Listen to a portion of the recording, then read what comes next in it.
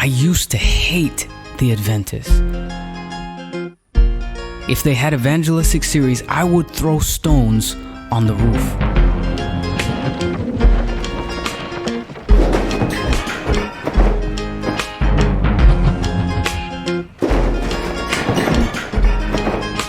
One day, Sihalava watched as many beautiful young ladies walked into the Adventist meetings. An idea popped into his head. I need a good wife, he thought. Maybe I can find one here.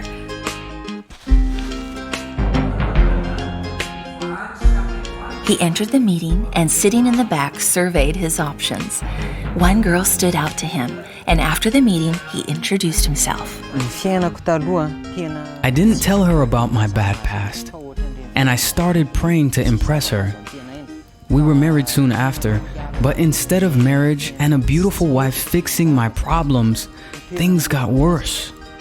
C. Halavo had a criminal record which caught up to him, and after being found guilty of murder, he was placed on the most wanted list.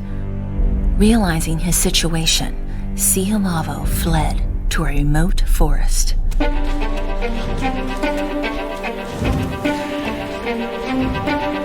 He lived here for 4 years. I was living like an animal in the woods. I had made a mess of my life and felt like there was no hope for me. Like the prodigal son who realized he had nothing to lose, C. Halavo ventured out of the forests. Knowing his family had surely abandoned him, he went to the Seventh-day Adventist Church. An elder met him and assured C. Halavo that his place was in the church and he was always welcome. These words brought a glimmer of hope to his heart. Though the church elder was very welcoming, the other members avoided me. My past began to haunt me again, and in fear, I returned to the woods.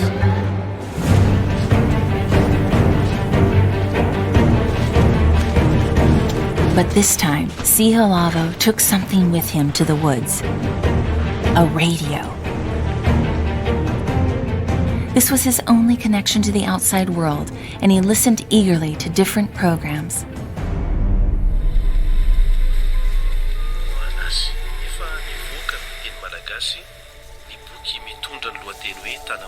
One day, he stumbled across an AWR broadcast. The words stirred his soul, and he began to fall in love with the Jesus who would forgive a sinner like him.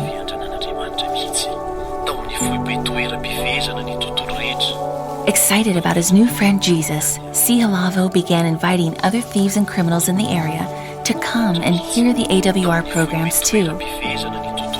Convinced of their salvation through the blood of Jesus, C. Halavo and 15 other ex-criminals came out of the woods and were baptized into the Seventh-day Adventist Church. Together with my friends who were once thieves, we built a church where we all worshiped together on Sabbath. Today, C. Halavo also leads out in a small group study where they listen to AWR programs and pray together. C. Halavo preaches like John the Baptist wherever he goes and is often called apostle by those who know him. AWR changed my life. Through it, I found forgiveness and hope.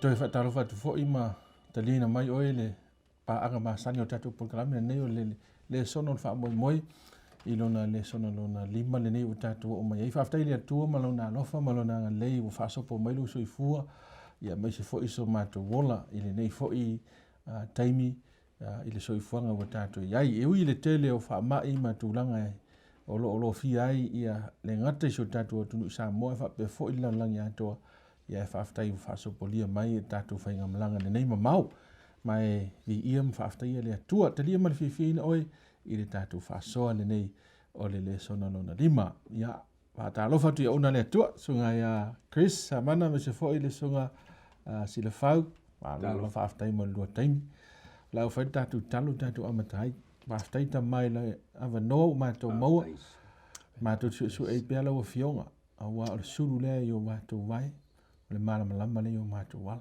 fa mluia mai la o fio le tua le ma to fa so ai sili le ie fa fonga o tangata ono Yesu amen Amen. Ona o tu le o tato o mai nei e pe ona tam fai lava e pae mai ia malama anga i le ta uo le fionga le tua ia le o tato o mai nei le o tu le stasio o tu na tu ni tai mai ai e fa o tu ina fa pea e na o le tuspa ia lava ia po o le upulea na fa va ina o protsano i le ngana latina o le sola scriptura ia e na o le tuspa ia lava fa va ia me uma lava e tatu te whaia me se tangata o talia Yesu ia lo sungai i to ino leo tato whaita wina ia le mau tu e le tatu whaita wina le mau tu ia tua tu le lava noa te dua sao noa mai foi ia ini manatu whaavai o tatu le sona nei o le mau tu e mo le pere whawha i pesuma le lua se mau e masani to te le tato e whaapelon whaita wina a wa ola le fionga le tua ola o matuanga lue foi Olo o sili foi ona maai pelu uma e whātau maai tu. Olo o vai foi e o lava i le vai e seina o le loto ma le anganga. O ngā tino foi ma ano o iwi, o lo o whaamsino foi i manatu ma filifilinga o le loto. Ia, lau sunga Chris e mawhene sao noa i le tūlanga o le wha o tātou le sona neva yaso. Ia, masalo la foi o le maule e whaiasi a anō le maulea mo le tātou whamtalanga a mata e tāua telele ia la fo i le toe tilo le tātou whamoe a wao le tātou le sona ia mwhai on toe la ngā le tūlanga sa o le tuspa ia i le soifuanga i le ngata i le soifuanga tō tino le tangata o soifuanga o le kalisia ma tangata o le atua ona ua o manuia ngā ruenga ti Apollo e nei wha umatia ina le tūlang sa o le tuspa ia le soifuanga ato ai ma me umai leo langa leo tatou iei nei. Ia on to avelo i tatou i le mea sau i le tatou tala le i le wha ngai ina o le sola scriptura. Ia po le sitanga ngā whanau mai le teime o le afoi o le whanau mai o le ekalesia Protestanto. So e tāua tele wae a tatu o i tu atu o le whanau mai o le ekalesia Kerisiano e whanau mai le teime o Yesu. Ia o Yesu o le liu tinu tangata o le e tuso o Yesu ai o le liu tinu tangata o le tuspai. Po le whengi ngatuai. Awa atu a whai umale whengi ngatuai ina ia toe tau so o atuai o tātou mawhau whau i le sona neanga i le sona umawai.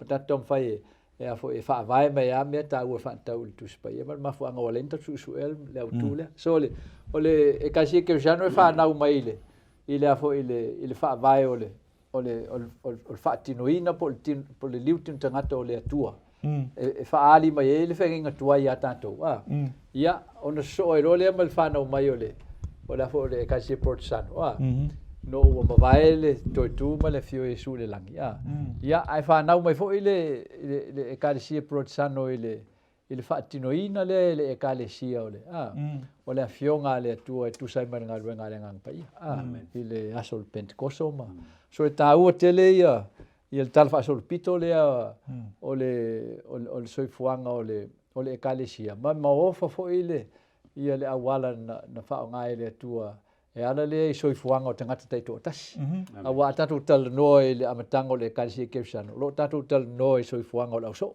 amen lo tatu tal noi te miole o le fo o le toi fo te inga po le teimio a fo o le fo o le toi tu lai mai o le fo o le fa vai o le kalsia protsan lo ta no fo i soi fuanga o tangata te to tas tangata to tino Ioane Wikilifi fa solo mai ya has fa solo mai lava se tau ya Martin Lutelu o tangata te to tas o tangata fa vai o la to soi fuanga pe on ta u fo isi tato le sona u vai o tangata pa ia na te ina le anga pa ia manga ioi ma la tu tusia me o mane fa tau tu spa so ata tu tilo la le mau o tatu matua ia masalo nai fa mtalanga na o mane fa ia tu fe tau i le male fa u mo a wa lo o la le fionga le tu le fionga le tu ele o se ele na o se tusi o le soifua to po le ola le o le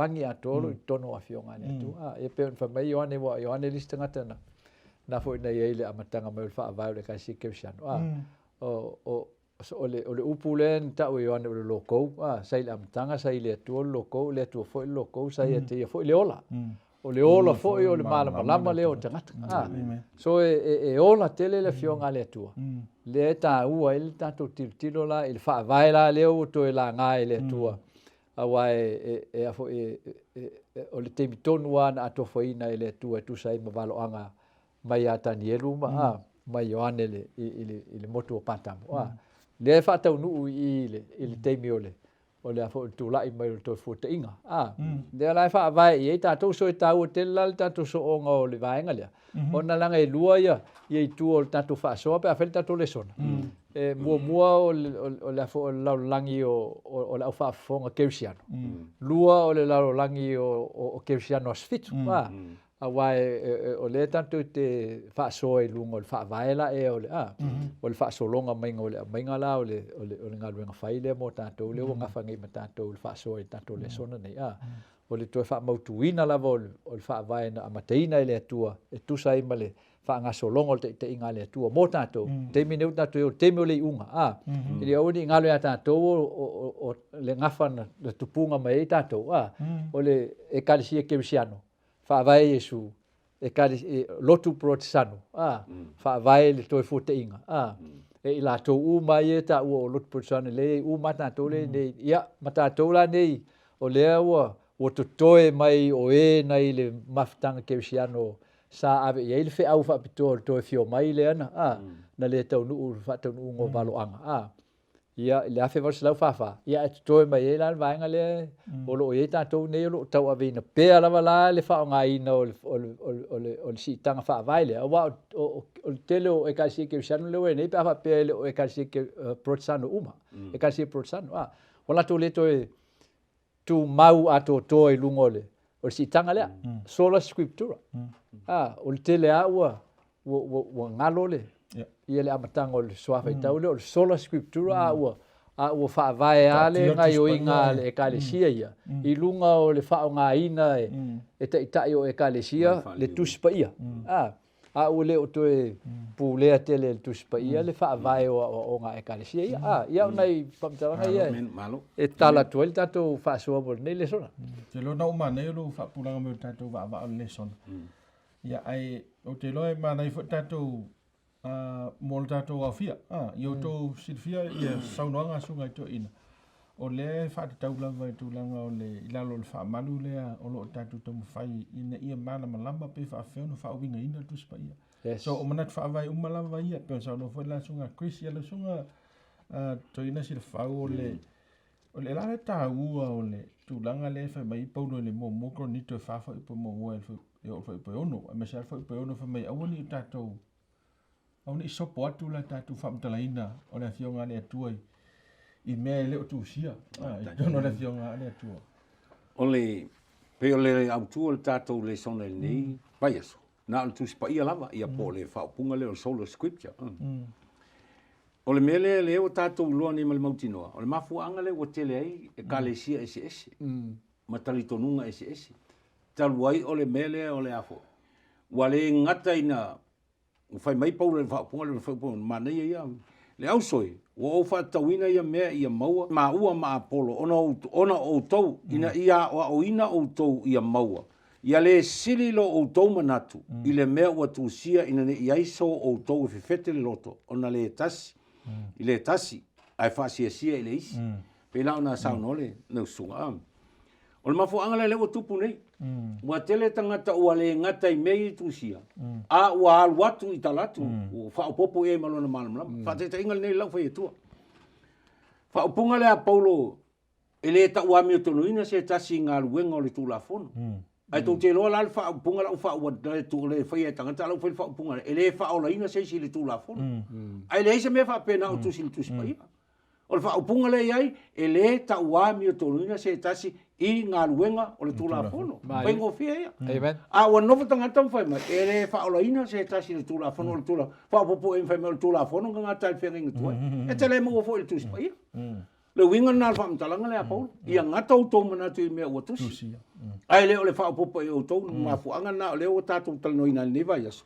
le mea le ua na o le tusi pa ia lava tātou wa ai ko whaamtaita inga pe fo o le whaamtalanga le whai mai e tangata i o paulo lava mana whaapunga le ua te le ai tangata ina lātou whaalili ia tusi ngā paulo talo e no paulo tangata ia onga le leitele le onga mata mai wana whaapunga la le whai mai e peteru ia tātou whaitete e ai e whaaliliunga tā taluai ona o le tele o tangata ia ele i wana no fuama ele i peo ele tu sama le whalea onga na o ngai paulo pela ona uwhai atua a one ile ruomo le mata upo e lua tele o tō whaalua whaapunga le whaapunga le whai mai se o le whina ngalo ana o le tua tātou o le whina ngalo le tua o whai e le malea o la ile ruoma mata upo e lua wha upo e sulu lua masunga le tonu si pela le lei mai e paulo ele ai ama se isi na te ilo le whina ngalo le tua ai mai paulo o ai se na te masu ina lona le loloto o lona poto a le wana noftongat ai mai le whalai manino ata no le tātou taimi a tātou one ai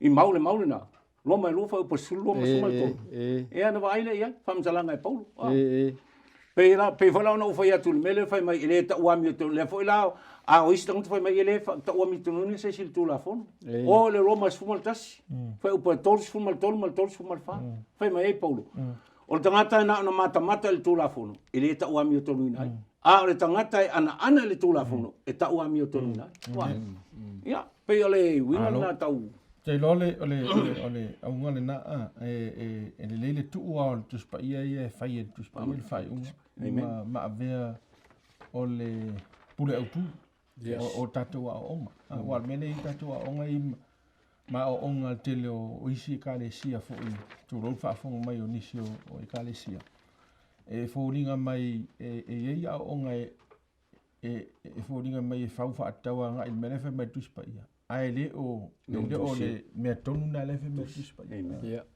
ia Chris e mwhene sau noa ile upu le si upu wa le si e ngato le tautala noa ile sola sculptura ai ile upu latina fo ina maua na te mi whaavaina o le kalesi Portisano o le tota sculptura o le atoanga o le atoanga o tuspa ia le ise mea fo le fte na ia o le ngā ruenga na o le e whai nei e whaatau i le whaasoa le i susuenga le tātu te whai ina ia tātou maua le lapta i ngā e saua mai la fionga le atua la tau ia so se mea e whaatau i le atua ia e le whaongai nei ni mea whaalitino po ni mea whaalitangata po ni mea whaalarulangi e fua iai so le upu le tat whaongai na le tat te whelafo ia nei o le sola scriptura ava pe e whamitala atili se ngā whaingofie na whaongai le tātou upu le fua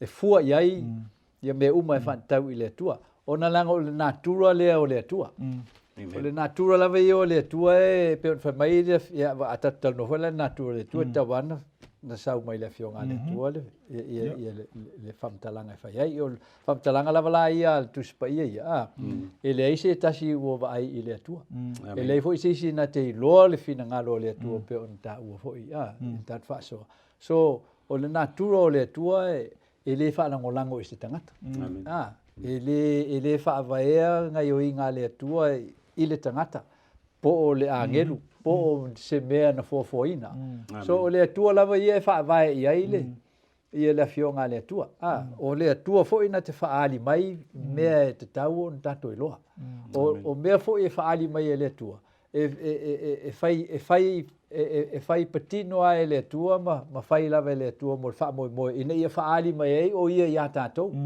po se tasi lava o lo fu le tua e fa le so le tu spa ia la o le tu spa ia wa manino le i lon tala fa so pito o le tu fa te singa ia o afionga le tua ma nga luenga le ma fa maunga o nga luenga le tua ma me faia le tua no ma tangata talu mai la matanga e leise mo tu sanga o le tala anga o le so tanga o le tua ma la inga tangata mai atam mai al kenesi se io o mai le so o tatu fa so nei le tulan nei e au fia mai tu tonu tu spa ia le oto tonga ma le ma la uli linga amen o le ngai o inga le tua e fai loa mai a tatu me te tau o na tatu i loa ma fa manatu mai foi a tatu pe o fa manatu mai ele o na le tua i o mose e ia mea wa mai le tua mo tatu ma tatu fa na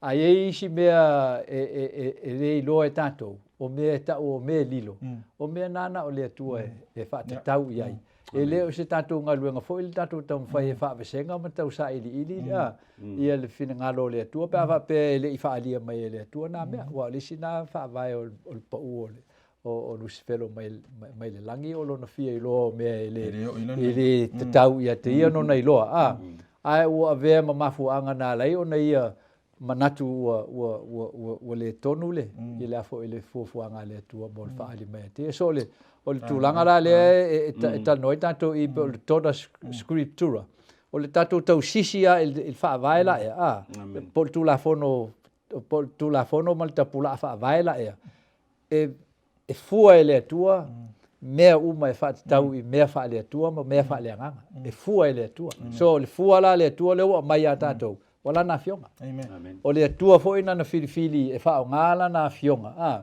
lona fonga e wha i loa mai ai mea e fina ngalo le atua e wha i loa mai o le atua fo i ma lona fonga ma na fionga no na whai ai mea uma so o lea fo i lawo na ia whai ia na ngā luenga whai wa tatou ma wail tu spa ia e fua lava la e tu spa ia so le saunga le mu o le tangata Kevisiano Totino o le fua o lona malama i tu spa ia o le saunga le mu fo i o ngā ekalesia o le fua i le tu spa ia awa mena le tatu te tala noa i nei e le se saunga le mu pe afa pe le fua ina i le tu spa ia ia o onga e te tali tonu i ai ma o onga o lo o ina il fala popotonga po mafutanga fa tapua inga la te awai because o lesi le mafuanga na lai na fo ina tu lai mai le fa vai le na mata mai ia Yesu e fa vai i le fionga le tua ina ia tau fi ai le fa nga ina e tapua inga po fala popotonga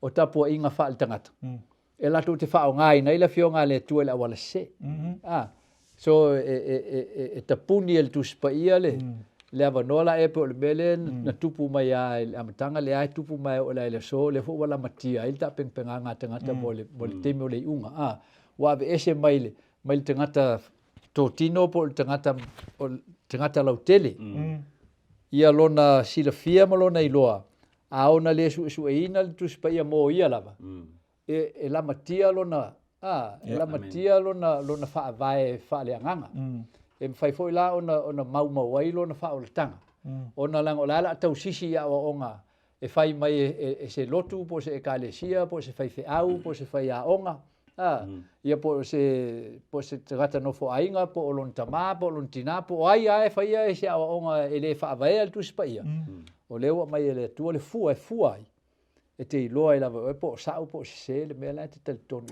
so le fo le toro scriptura o le fa vai ato tole o tato soi fuanga mola il tu spaia e fu e uma meta to te tel tonu ai ma o onga tato te fa longo ai pe tato te ave sea mai o tato mafofa o tuna e a fo ni wale si lef so ani mo ila to uma na volo so le fionga le tu ma tamo fai fa winga le fionga le tu o le silea tulafono whaawai, o le tota sculptura. Fo le fete nai. Le tuspai. Le tuspai. Wa le silea mea le ia o onga iseka, ia o onga fo ia laua.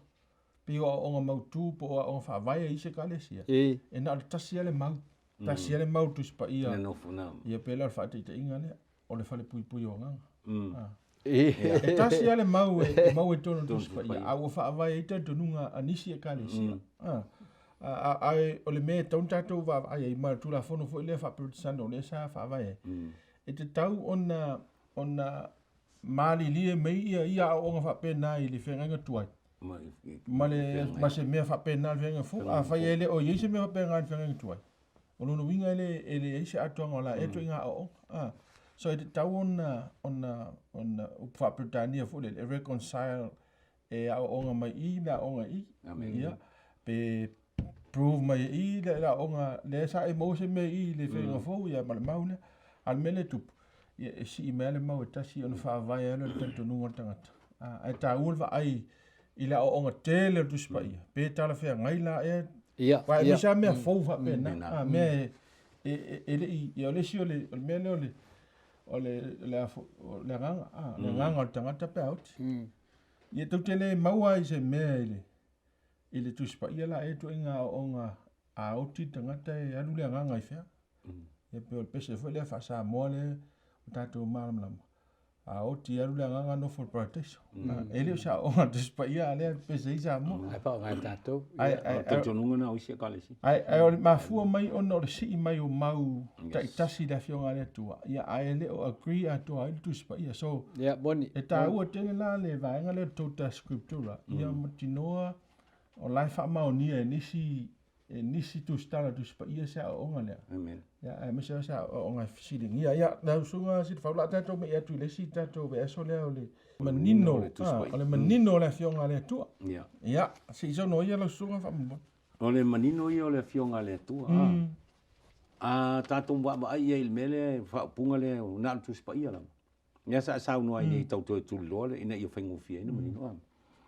Fai mai le apostolo le Paulo tusi atito foi poiva mai ole tau fi mau le upumoni fa pe ona o ina o ia mafai e ia ona po i atu ile mata upo e olai ma o i atu i e fi na mai o manino la yo tu spaiolo fa mtalanga la le apostolo Paulo ele mafai ona e mauale le malusi anga le e te o ai ma e tali ai e fina mai pe a fai te no fo ana al fenga inga tuai pe te no fo na al fenga inga fo ele ma fai pe no le sa no ia le sunga le e se ilonga nga lu fa se ilonga e te o Yesu ai ona le fatalinga le ele mautu se mau se totas se ilonga e to lu pe to ai pe la le melna le o ye nei o manino tu spai a tasi le mau pe le mele fa te inga le na mai fai ngata ia ona fa tu ai a tato va ai le tu si o Roma, fingo Roma e tolu foi pois fulo balu la e ta ua uma ia e Paulo le fai la unga e se fulu fitu lu se fulu ma le Isaia e lima iwa nga ta ua uma ia le mo ole oi nai fa maoni ia e le ma fai ona nga e manino le tu spa ia pe a fai e te nofo a tasi na le pe mele o ta ua manatu ne te lo tanga ta ua o fa le au nga ina le te le fenga tuai a o Yesu wa ia le ai uma Yesu o uma ia Paulo e refer me uma o ele e fenga in tuai me uma fai mai Yesu to tele fai taulia ele be le maule le i le tato vai ni ele lo vai ngale e fai mai Yesu to tele fai taulia ele men to pu ia ta vita ma ona swatau ina o fia ai na la to ai me ai tono mal sai fai atu fai mai Yesu fai tu la fono sapati fai mai Yesu to tele fai taulia ia e sanga rua sapati a fai taulanga nga lua tonu mal so sapati ai le fasalei mai le no vinga wan ma fuan fai le men la fiona na Yesu ona ua fai tio le tu siu mo le fai sei ile afo ina ua tau fai fia ai on so fa Yesu tau mai au sei to e fa o Yesu e sa no fai men na so sapati fai me lo Yesu ora le fenga tu o men tu sia mose lo no winga o le manino i tu spa ia a mori ma wai ma tu spa la mele fai mai e fete na tu spa ele fete na tu spa e moli ma o fenga O le whengainga fou, e wha vai rungo le whengainga tuai. Amen. O le mautinoanga na, o le manino fo le nā tu spaia. Ai a tātou wolo e pito tasi. Ia ona le manino lo le tu spaia. Ia matele ele ne fo ma manumi ele li pine le pe le mele we le tele o tanga ke fia. Malo, ma ku se so fa bo pole ba. Yo o tu spaia fo e tasi lava lona lana mau. Ele tele ni mau ese o lo tono tu spaia. So o le meta ona ya la inta o le fo ele toro scriptura. Ona langa e fo e o le natura la e o le fionga le tua. Ele te fai le talaanga o le afo i o le soifuanga o le tangata. Ele te fo i fai le talaanga o le afo i o le ngaruenga o le angsala. Wa bena li tonu tu spaia. O le tu spaia o lana mau tasi ala i tonu. O le fuafuanga le tua mo le tangata. Ma le tu lai mai o le angsala.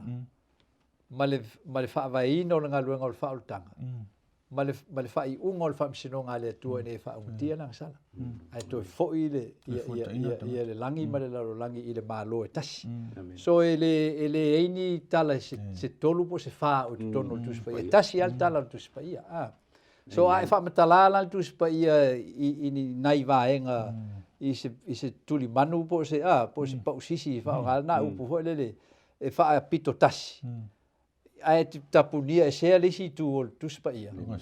Na vero lea ma me lamati ai ia le malama o lau ta ofi po o lau tatununga. E wha tau i le mafuanga na leina mai e le tua le tu spa ia. O na lang tatu e fo ia ina.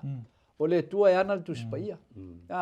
O le awala poto o le tua ua ia tu sia le tu spa ia ni e malama i tātou nei le tangata soifua ma le tangata ola. O tusia le tua le talaanga la e i tonu o tala o soifuanga ma o langa. O tangata te ito o tasi. Le ta o tu spa ia o tangata pa ia o le tua. O e ua utangia ina le afionga le tua ma pei o atamu na salamo ma to e fo ia e tosi le afionga le tua wa o e loa o le mea le pa ua il tangata. Na pa ua o no o le tal tonu le afionga le tua. Le upo le tua, le tu spa ia. Le loko le fa mai o ane sail amatanga. Le ana na ia faia fo i me uma. Le fo i se me tasi. Na faia le i faia ia. So o me uma so atat fai tau fo i la tu spa ia. Po fea tatu e wa fa ngala ia le. Ia le fo i le fa maunga la e o fofoanga e fai mfata te inga. Po o fea e te alu ia e fai tau po le perfeta, po o Mose, po o le apostolo, po o aia te fai tau ina. E te le maua se le alu o luan fa mtalanga to e fo ia o le atua na faia le langi ma le langi sami ma puno vai ma me uma o lo iai. E le se me fo e tau mate ina. Na a mata ina le kenese. Ai fa uma ina le fa alinga. E to e fo ia ina. I le maula ea o le atua na faia le langi ma le langi sami ma puno vai. I fo iai ave i le atua le viinga. Le aleina ta ua tele. Le fa nga ina atoa al tu spai a ola tanto nga wai le fa vai la ea. E le fe e ai fo no tanto tau. E tato te lefe ai ngai. O te le fai foi no fo atu i mo o fai tio atu i lo uso a kerisiano la e nate suo to sina ina tu spaia. I lana tau mawhainga i aso fai so. E tau wha avasenga me i e ai. Ma wha ngala na tu spaia. Wai langa ele na o lo fai va leo su el tu spaia. Le milionga o kerisiano. O lo o ea i fo de ilunga o la tōru il va ai le larolangi ma ve singa o leo langa. Ma latu to fo ia e fia sa ili la fionga le tua. Ai o lo o whaftai le tua. O lo o whai le tua ngā luenga. To i tai mea na to i whaavai. Fo i la fionga le tua. O le fionga a toa le tua. E le na o whenginga fau. E le na o whenginga tuai. A wai tatu whata i tai a Yesu. O Yesu lava ia. O le whaatino ina na o whenginga tuai. A o ia lava na saunoa. O le whenginga tuai le whaavae. O lona soifuanga mlo no lama. Ia o na so e lo le mala o so o le tu sia le. Le whenginga fau. Ila ya si moli mau uma le fenga tuai. Amen. So tatou nei o tau malu luel tatou tu mau i lunga o le atoanga o le fionga le tua o le whaavai atoa le o le tatou whaatutuanga. O tatou fo il tu spai. Tau fia i mawawau i nai le tatou whengungu ai. Ia ai tatou au tasi i le meo o tau whai le tua ave i tatou.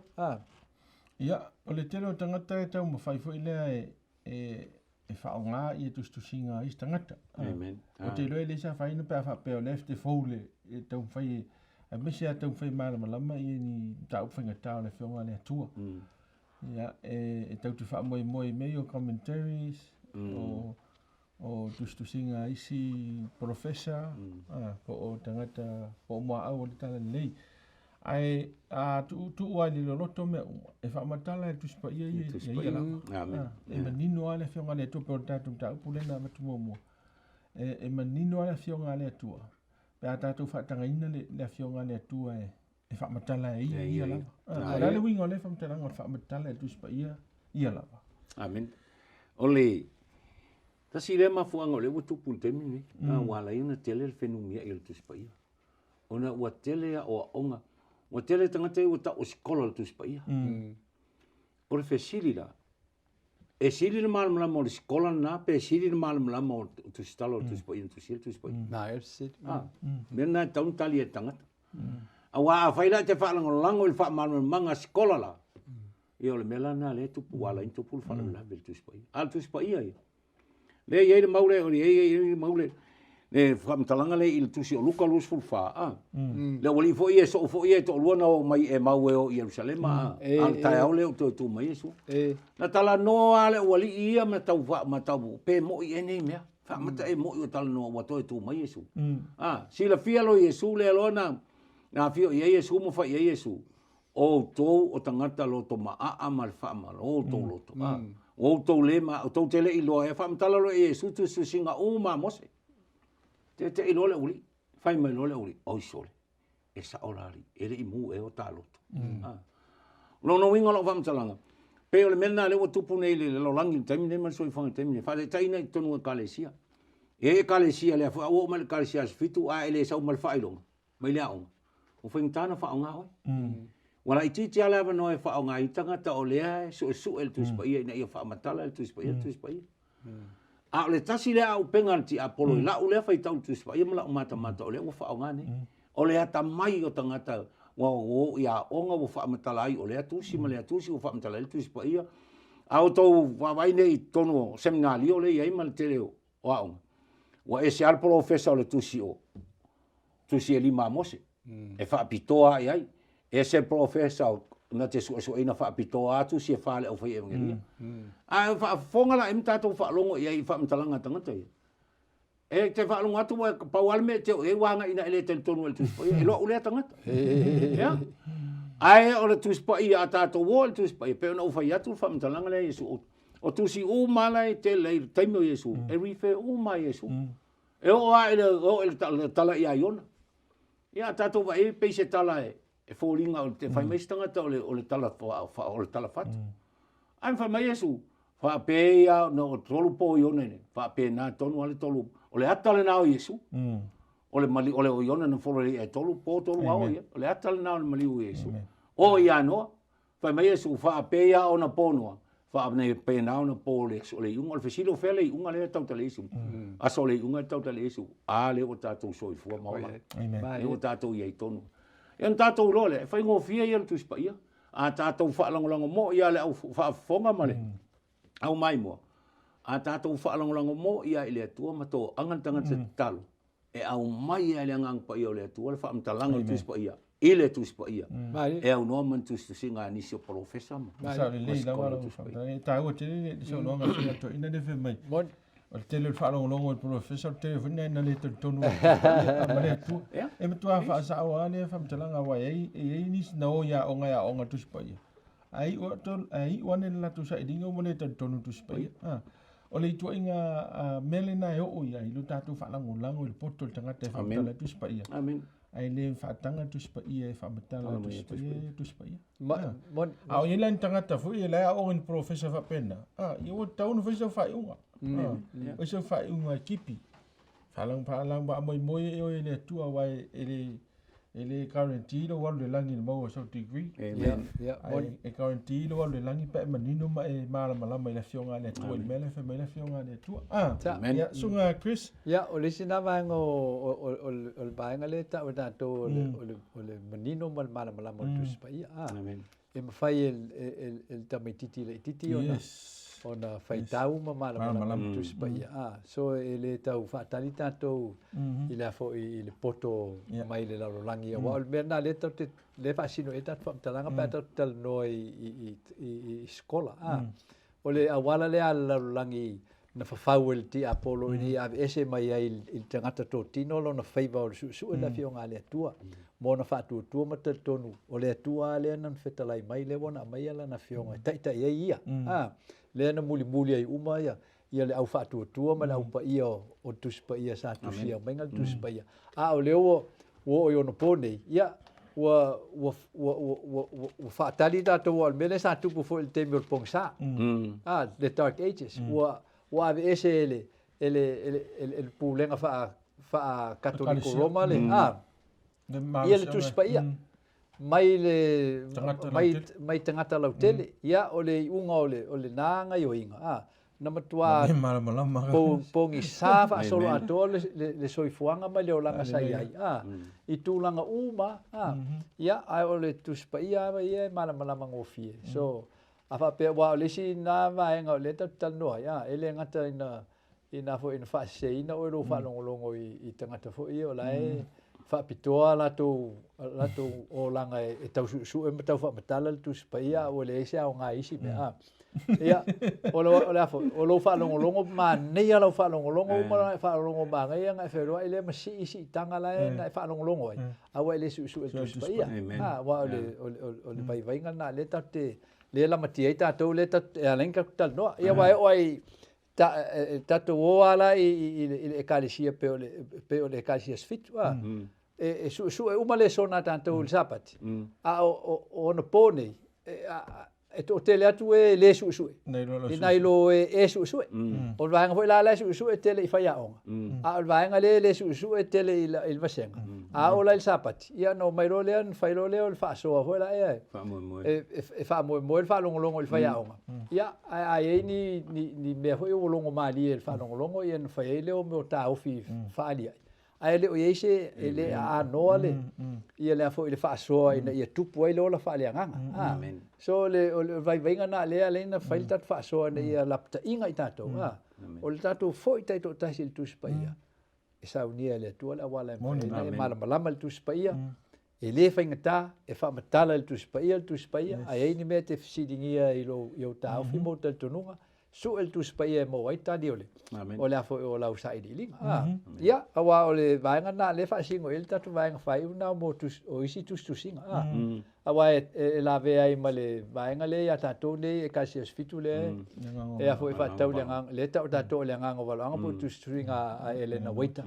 ia po le perfetta le ale kalesia na fo na tofia le tua ele fa vaina le kalesia wa Elena Waita ole o le foi o le tamaitai talovou sa tu la i mai te mio o foi o le afe va se la fa ina ua tala inga le to fio mai o Yesu mal fa tala inga o le valo anga le fa pe o atoa so e lu afe mal tol se la fa mai na man ia manatu la io le fio mai il langi ai lo le man le langi ia on fa ngalo le tu le tamaitai le mai ia fa linga ma malta ita inga mole e kalisia no umal vai te mila ya ino o ele fa no no tele me fa pena e o ai tu singa a Elena Waita ele fa nga ina tato e fua ye o tato tatulunga e tato tele fa nga ina foi ye ni si itanga mai a Elena Waita e fa ye ni tato fa mau ninga o ni a ongol tu spaia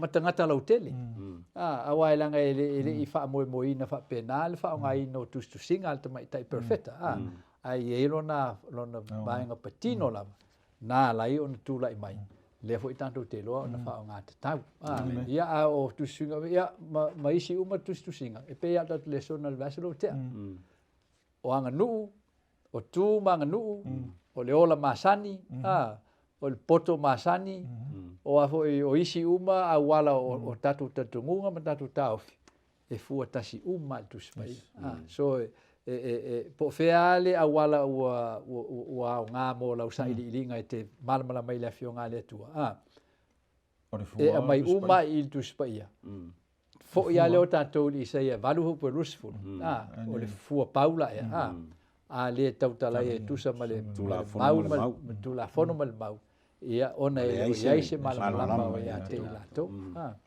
mana te le fa so ia le o lam fai u tatu fa so se fa sa no mai sa ia mana ia wa le tatu le vai nga mu tatu le sona le vai nga le pena le sa ta u sunga samana an manino yo le fa mtalanga le nga ngo malo fa mil ta mai tai e tu gol wal tu spa e su mal mai pe una fa ya tu e te le mana o mia se fe so ani mai lana ma al pau o la una fa punga tu singa nga ngo malo ma tu mai tai o le fe so ani ina ia tatu mal mai pe a failina wa faingata ni tu singa o tu spa ya wai tu te lo to fa se tai ngal temi ne to tele o tu pulang tala vo sa mo ye e o ia tatu e tu singa o le tu spa ya le fa liunga ngan samo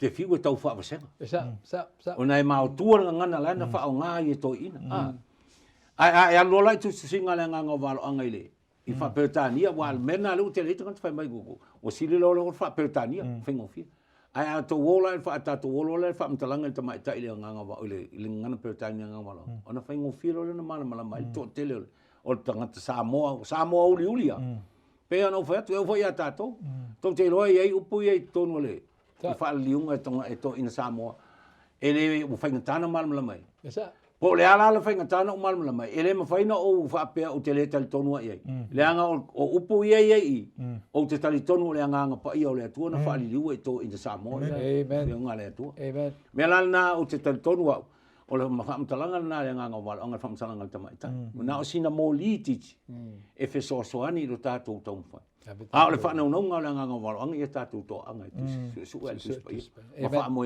le nga pa io le tu na te fa matala ya te tatou ya o le so na o le famtalanga ya ma lo o te lo le o mai tatou le sona i lona fa i wa ta lo le vanga le wai o le tau te tala noa i le ta ua o le whaonga e na o le tuspa ia lawa. Ono taimi nei o te lope nei ta ua ko se taimi ia tūlanga o niso tātou e kale sia Protestano. Sa tātou es whatasi mai lava mai le taimi o le toi futain e tasfitu i wawalo. E ta ua ona o tele o tātou kale sia Protestano wale toi tau si sia le tūlafono lea. Pela o na yel tu la fono le fa nga fa tanto le fa protani o le historical grammatical method fa nga le tal fa sorpito ya mesio le tu la nga le nga le o me tu spa ia e lima te ina le tato fa mtala ina ma le fa winga ina le fionga le tua ya o te lo la o te mi nei te lo o nga seminario ma o nga fo ia yo fa nga le historical critical method e me si to inga a wala fo ua faali li faawinga ina le tuspa ia ua le upu fo le ua faanga le allegory method fo le pe faawinga tuspa ia isi mea tala fatu ia pe o le fa o le toenga famta opsi sili le o faanga le anga nu umala au mana turo mea e fa matala i le tu o matua mamau e se ama le mele na ama le te futa ina e te taita to la fionga le tua o te lolo fa fonga mai fo ia nisi o la uso a ke osiano boni ia o se lu ile mo tatu malava ele fa pe o tatu fia o onga ono tatu lava manatu po se fia poto po se fia Silio sis. Amen. Ai o le fina ngalo le tua e te tauna au ngatasi me le fionga le tua po tu spa ia. Tatu te mau ai le tonu ma le sao o nga moni fa ke orisiano. Ia mese lava yona po nei. Ia ave nei le sona se toi lui mo tatu uma. Ia a yese fesili ia vala au mai le numera na le ono iva fa tolu tu walu. Ia tatu official nei e te fia pa fa pe fia mau se mamna anga tili. nisi o mta upu ono tatu whaasoaina. Ia, ai mai mātou nei, au ona nei ane tua, ia whaasoi fuaina mai manuia, ia lau whaasoi saunga sa moa, mai se tatu paanga ma sani, e lau whai tatu talu. Whaaftaita mai le nei awa noa, mātou whaasoa ilo whina ngalo. Ia tu mau atu ia tu elevi inga ala mātou whanau naunga tama, ia mau alunga pele atua lau fionga, o le upu e teita ina ai o mātou o langa. Ai e sidi le atua avea ia la mātou whaasoa, o se whaamalo se au, ia o se toi whawhangu fo, i lau whanau gerisiano ina ia vea pele lau fionga. Amen. O le sulu o mātou, mai le māmlama o mātou wala. E au ngatasi ai le atua, ia mea uma mātou te whaia, whaaftai tele lau whaafonga mai. Ano Yesu. Amen.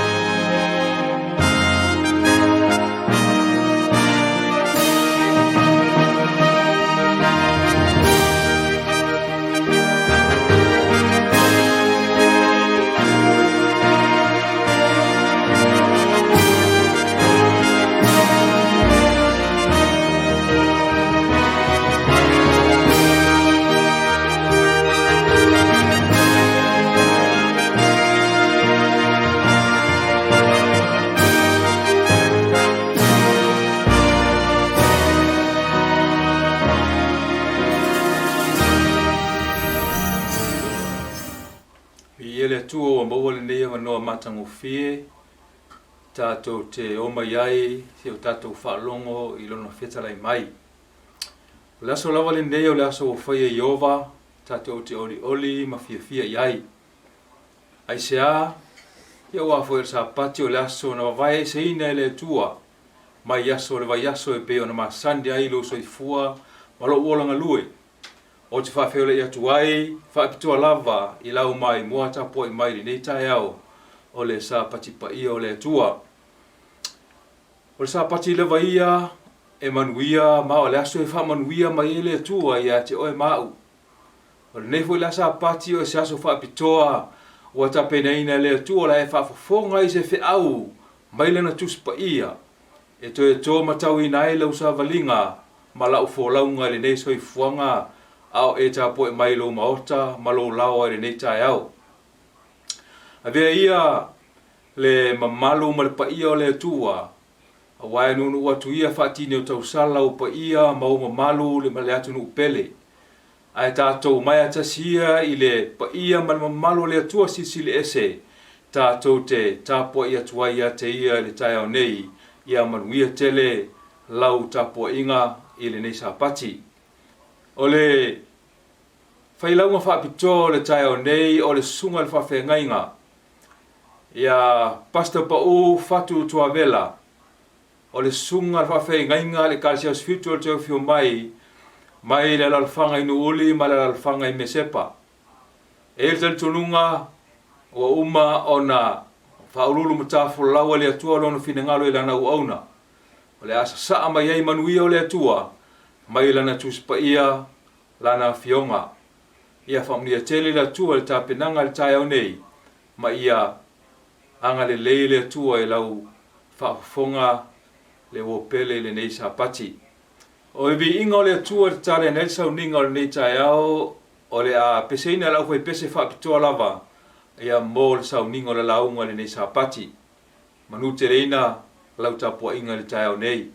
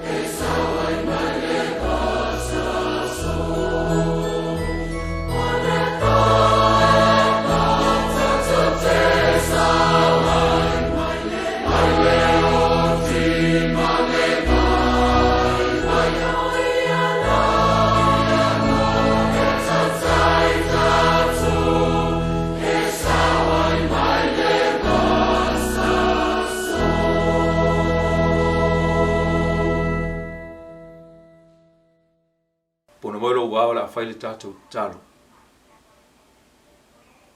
Lo mātou ta mai o le langi, o e o le atua o le poto uma lava, o le atua o le malosi uma, o le atua e te awhio i mea uma, o le atua e whaavau lava.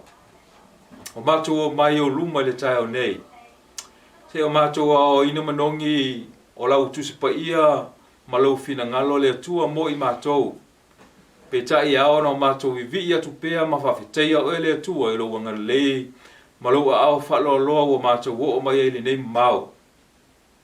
O mātou ta mā, mātou te wala au ia te oe, ia i o mātou se ma o mātou whale tonu i la tātou wā whianga iai malau fio. Tamae, whamangalo le tapua ingalo nuu le nei tuaso. Mātou te wala au le tua e lau fio. Wana o e lava e te lingi na mai whamanuianga i lunga o mātou tangata. Mātou te wala aua ia te oelo mātou tua le langi. Lo melo langi se e whamanuia mai i le tapua inga lau whanau le nei sa pati. Whamia whapitoa lau au na le atu lai e wholwholaina lau fina ngalo. Ai mai se le tua o leo o atu le nei fe au whapitoa i maota malawa o se o mātou watu nuk pele. Ia iai la vale manuia silisili ese o lau fio. Talo ia te oero mātou matai, ina ia o tātou mafuta pea ma oe, tātou sawa vali pea ma lau fio le nei sa pati, se iau o ina wha umaina, fo ia toi pea lewi inga i lau fio, ona o lau suafa o mātou ole mavala au atua nei. Amen.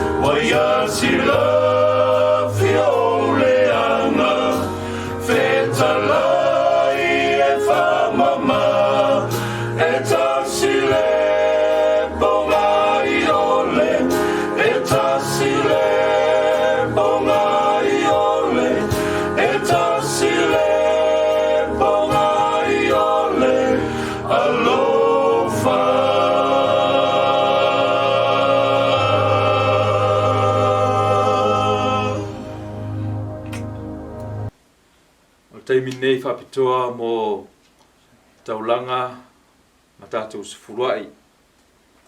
Whamtalanga tuspa ia awa ia Iova i rau oa, ma le whaapolopolo au mea uma te tupu, o na tūtū mwai lea o whale saite o le mau. E whio sofi fo ia o tū ngā waina i le waina fau. I nā au mai mea sifuruai ia o tō mea umalawa i whale tū ai mea. Ina ia me ai lo fale, mai o tō tofo mai a tau le nei mea, o wheta lai mai Iova. Pe o te le tō ina pupuni o le langi mo o tō, masa sa atu le manuia mo o tō, ina se ia silisili o na tele. Aolo o tua, e wha atoa i ate o tō mea umai matitivai o tō, e tusa male whaulai o lono vi inga, i ake riso Yesu. I ele atua lo tātou lawa ta male vi inga, male whane tanga e whaavau lava. Amene. Whai tātou talo. Leri ie o oe o le puna o le poto ma le malosi uma, ma o mātou wala au whaapitoa lava i lau whaamanuianga i le tai o nei, i le whainga taulanga a lau whanau e molimoli atu i ate oe. Sifurua i a lau fio le tupe pa ia lau fio le ngātai lea, o le tupe o foi nātu mai ta ele o mātou loto mo lau fi au ma lau ngā ruenga. Talo e lau whaamanuianga le tua, i nea tofu sia ai la tō uma, i le tai au nei, whaamnia mai le nei sau ninga, ona o lau swafa o mātou wole ma wala au atuai. Amen.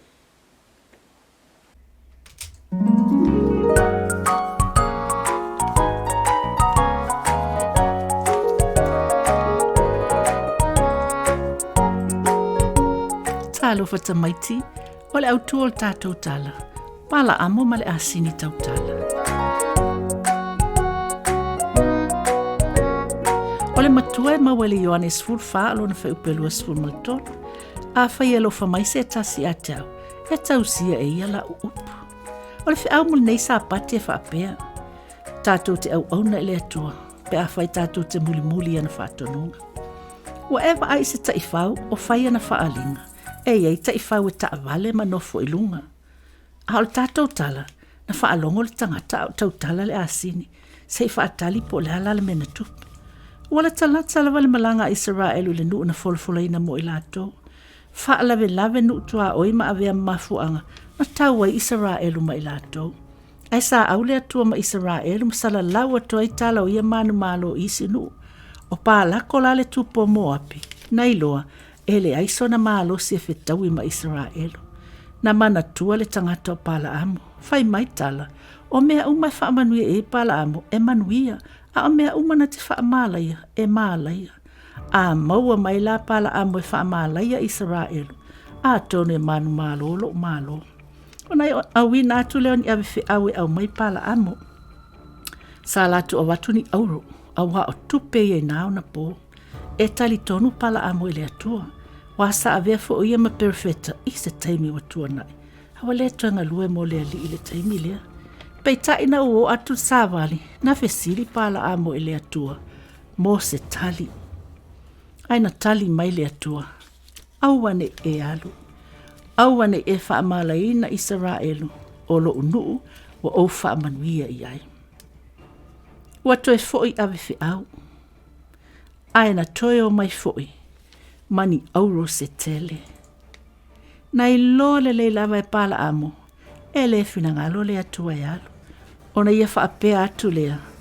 Pe au mai lava e pā lakolo na maota e tumui auro masiliva. Ele mawhai lava ona o te te il whaatonunga le atua. Sila fia le le atua le fia alu o pala amu. Fia talai mai leo le atua le po. Watoi o mai tangata nei a watu oe. Alu a ia e ustai ia o whaatonunga. Sa uni pala amu o ma awhi au. Ele ilo e pala amu le angelu o lo o tuma puni le ala. Aina ilo e le asini. Soso ese le asini mai le ala. Sasa e pala amu le asini. Ia halu ilungo le ala. Ua toe tu mai fo le angelu le ala. Soso le asini le pa. Maolo ia ile vai o pala amu. Ua sasa fa alu e pala amu le asini. Ina ua tu fa atolu mai le angelu. Sa le ise me to ya nga ele asini. Ona ta oto ele ilungo le ala. O le mai ai o le sasaina whaatolo e pala amo le asini. Whaatanga i le atua le asini e tautala. O le ase mea se o whaia o e sasa whaatolo ai au o upu ia le asini. O le ita tero pala amo na i whaapea tuai. Ua peia o se vale iau ngai o inga. Ua tele tau sanga o whea vea ia oe. Na o whaia ese mea whaapea ia te oe. O le taimi lea nei loa i pala amo le angelo. Ana le li liu ese lau asini mai a te au. Ua levan o whao o le oti a te oe o upu ia le angelo. Wala vea i le asini le olo pala amo. Ua o wang sala o le tali lea pala amo i le angelo. A whai ua o se o le a auto e fo. Whapeane le angelo. Alu, a ia e tau tala na o upe fina ngalo ai lea li. Ina ua whailoa i la pala amo ma le tupo palako. Na ia whaailoa iai o te tau tala lava na o upe fina ngalo ai lea li. E tonu ni no fuanga na whaatonu e palako pala amo ina ia whaamala ia Israel. Au taimi malawa e na a upu whaamanuia lava na tau tala e pala amo. Ina ua umon whaamanuia whaatonu Israel. Na ita tere palako mai e whai atu fo ilo ainga. Na au maia o e whaamala ia lo ufile o Israel. Ai ua e whaamanuia i lato. O tele i tau ina atu ea. E na o upu lava mai lea li o te tautala iai. O le tali lea pala amo. Ai o tele i aru. O te fia tau ina atu le me tupu ilo malo. Tula i mai se tai Israelu. Na te whaato ila loina Moapi. E whaa umatia Israelu. E Israelu a ai. Na oa oe le atua pala amo. Tā pua i a teia. E au fia ai mea uma te whaia. O lo wola le se o langa i fia i ai le atua. O le tā pua i le atua. O le wha longo le ilona fina ngalo. Mausi tai ana wha atonunga.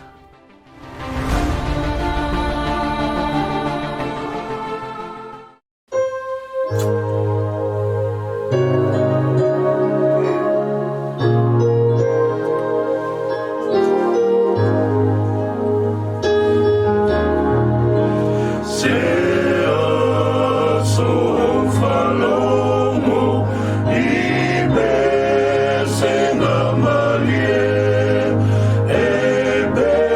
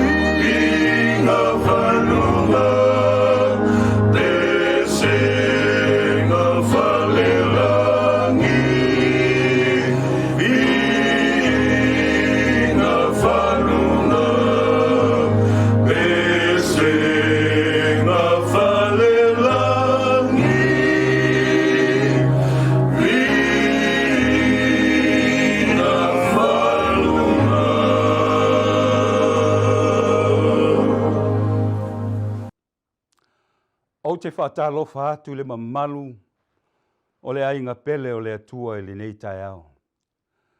I le nei tu waso le wha moe moe le wha awa wina o la tātou broka lame wha le nganga. A wānei o tātou ainga. Ai le tu wina i fo i lalo le whaatalofa atu le mamalu o se o tātou watonu ia Amerika Samoa. Ai meise i lava o ua mawhai ona mai moina ma wha fonga mai i le nei wha moe wha le nganga i le nei aso.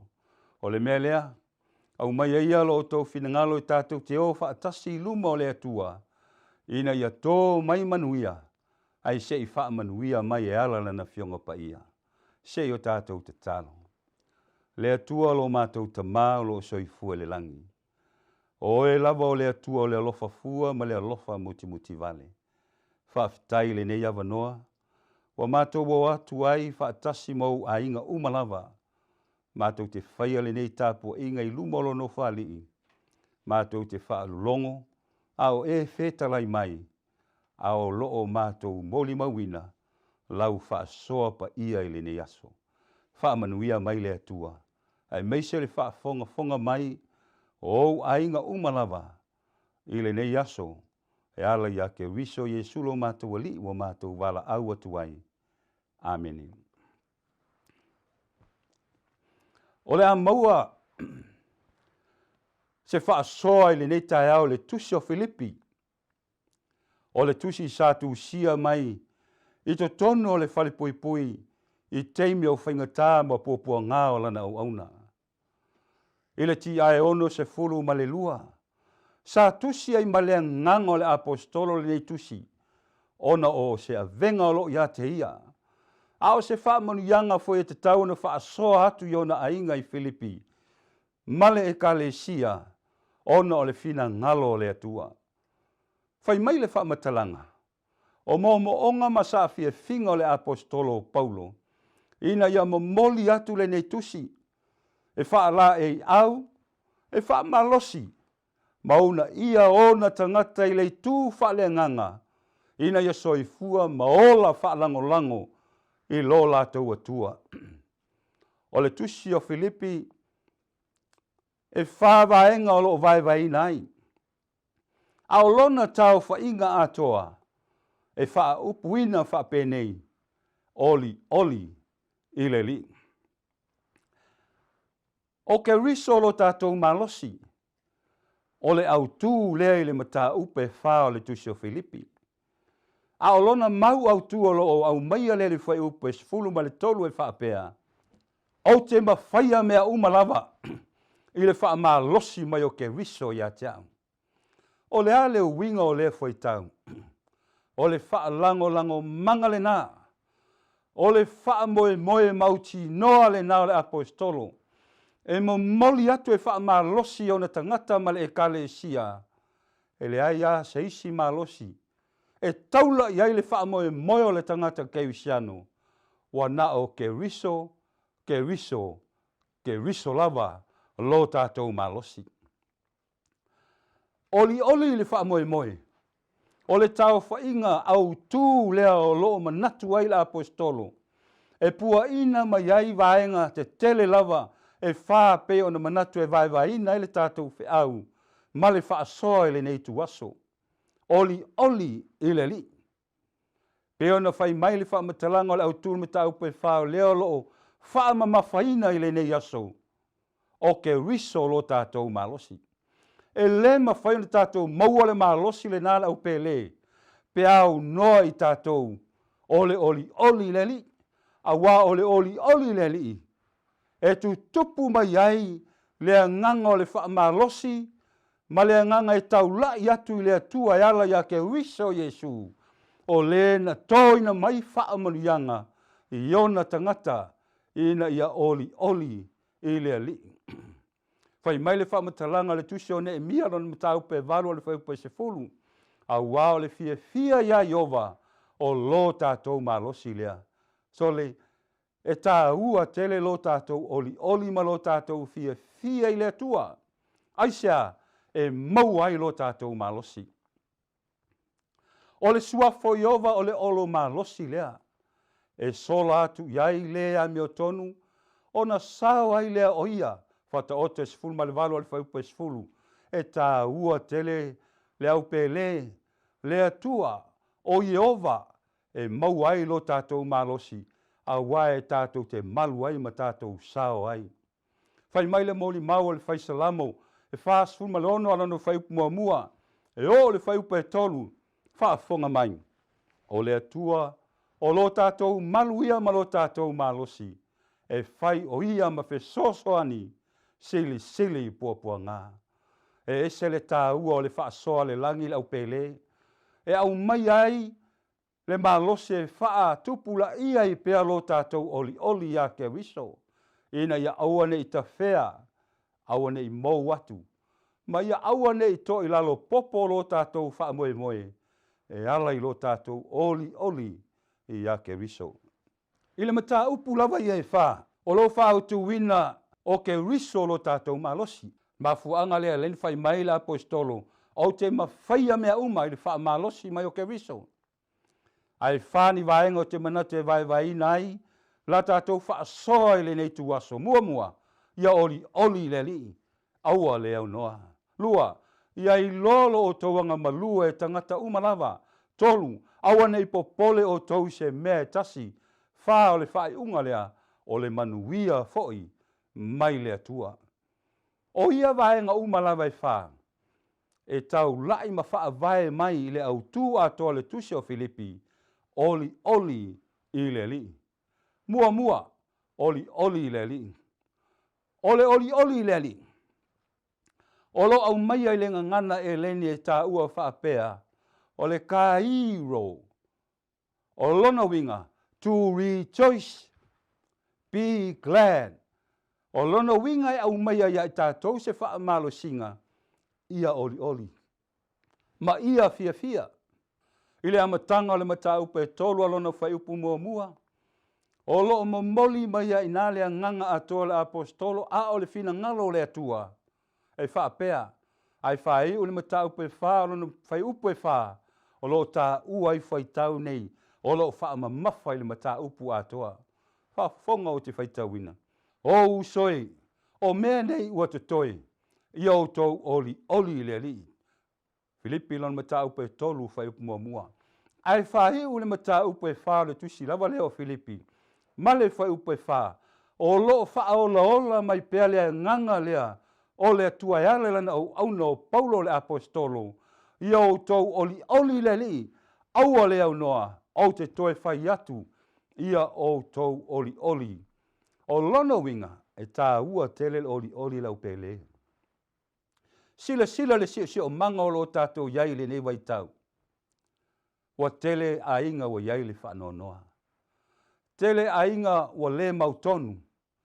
Tele a inga wa whe meme hai. E o lava i tangata teito tasi. E o i malo te tele. E o i nu. Ai meiseo e kale sia. E o lava i o tātou a inga wa le mautonu. I le si o manga wa tātou iai. Ona o lea.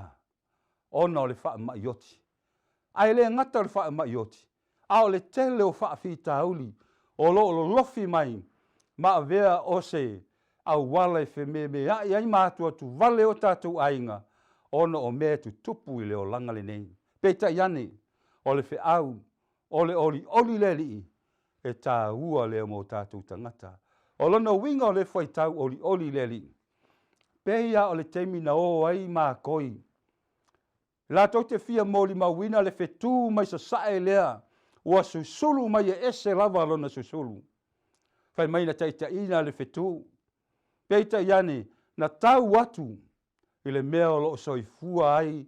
Lo tātou ali o Jesu Keriso. Whai mai le whamatalanga le mōli maua le tūstala māteo. Wa lato i loa le whetū. Ona matua tele ai lea o lo lato fia fia. I le ngangana whaaperitania. Wa lato i loa le whetū. Ona matua tele ai lea o lo lato oli oli. Lau pele, so se mea lava e tātou i loa ina. Ma tātou mautino ina. Ma tātou vava ai. O se whaamanuianga lea mo tātou ainga. E tātou te mau ai le oli oli. Ona o ia mea uma wa whaali mai.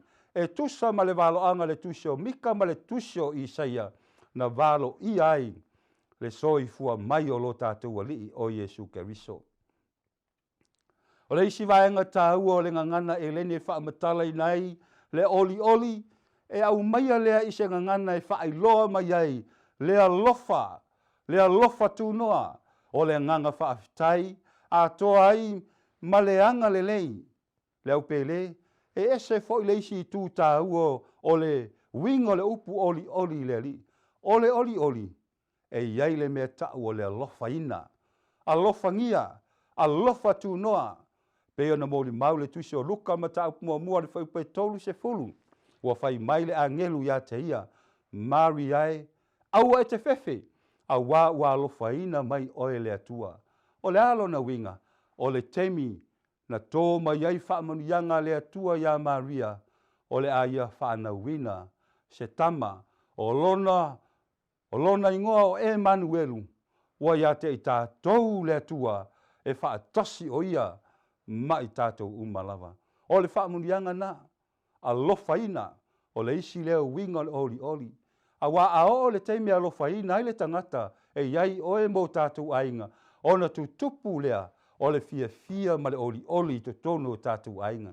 E o lava ia Iesu, fa mai ua tupu le poto ma le tino Iesu, wa alofa ngia o ia e le atua atoa matangata, a wā o lono winga o le alofa ngia, ua iai le whaamanuianga, e au na ma whaatau nuu ina ele fina ngalo le atua, e le aise mea e tā ofi mai ai, pe popole pe fefe ai, a wā o lea o loo iai, le oli le atua, oli le li. Iana lo matau mo mor fa upa sumal fa, wa tumu o ia le lofa tu noa ma le wha maoni, o le liutino ta ngata o le loko e ala ia Iesu ke riso lo tātou alii, o I nāna au mai ai, se wa ainga tāua e whaapea, ua tumu o ia I le lofa tu noa ma le wha maoni. O le winga lo loto leo le upu lea oli, e le ngata o le oli e wha loa mai ai se wha manianga, a o le oli e wha loa mai ai. O le upu ali, o lo suaina, ma wha mauina lau tu stala, fai mai le tusi e ngana e leni, o le curious, o lona winga, e ave lea I le li, po Iesu Keriso, o le matai, e ave lea ia Iesu Keriso, a toa foi ma le atua, e ma fai foi ona ave le tūlanga, o le tangata tūlou, a wā, e ma fai ona whaapea I matai, o ainga ma whaululunga o ainga, e ave ia le upu lea wha alo o le li.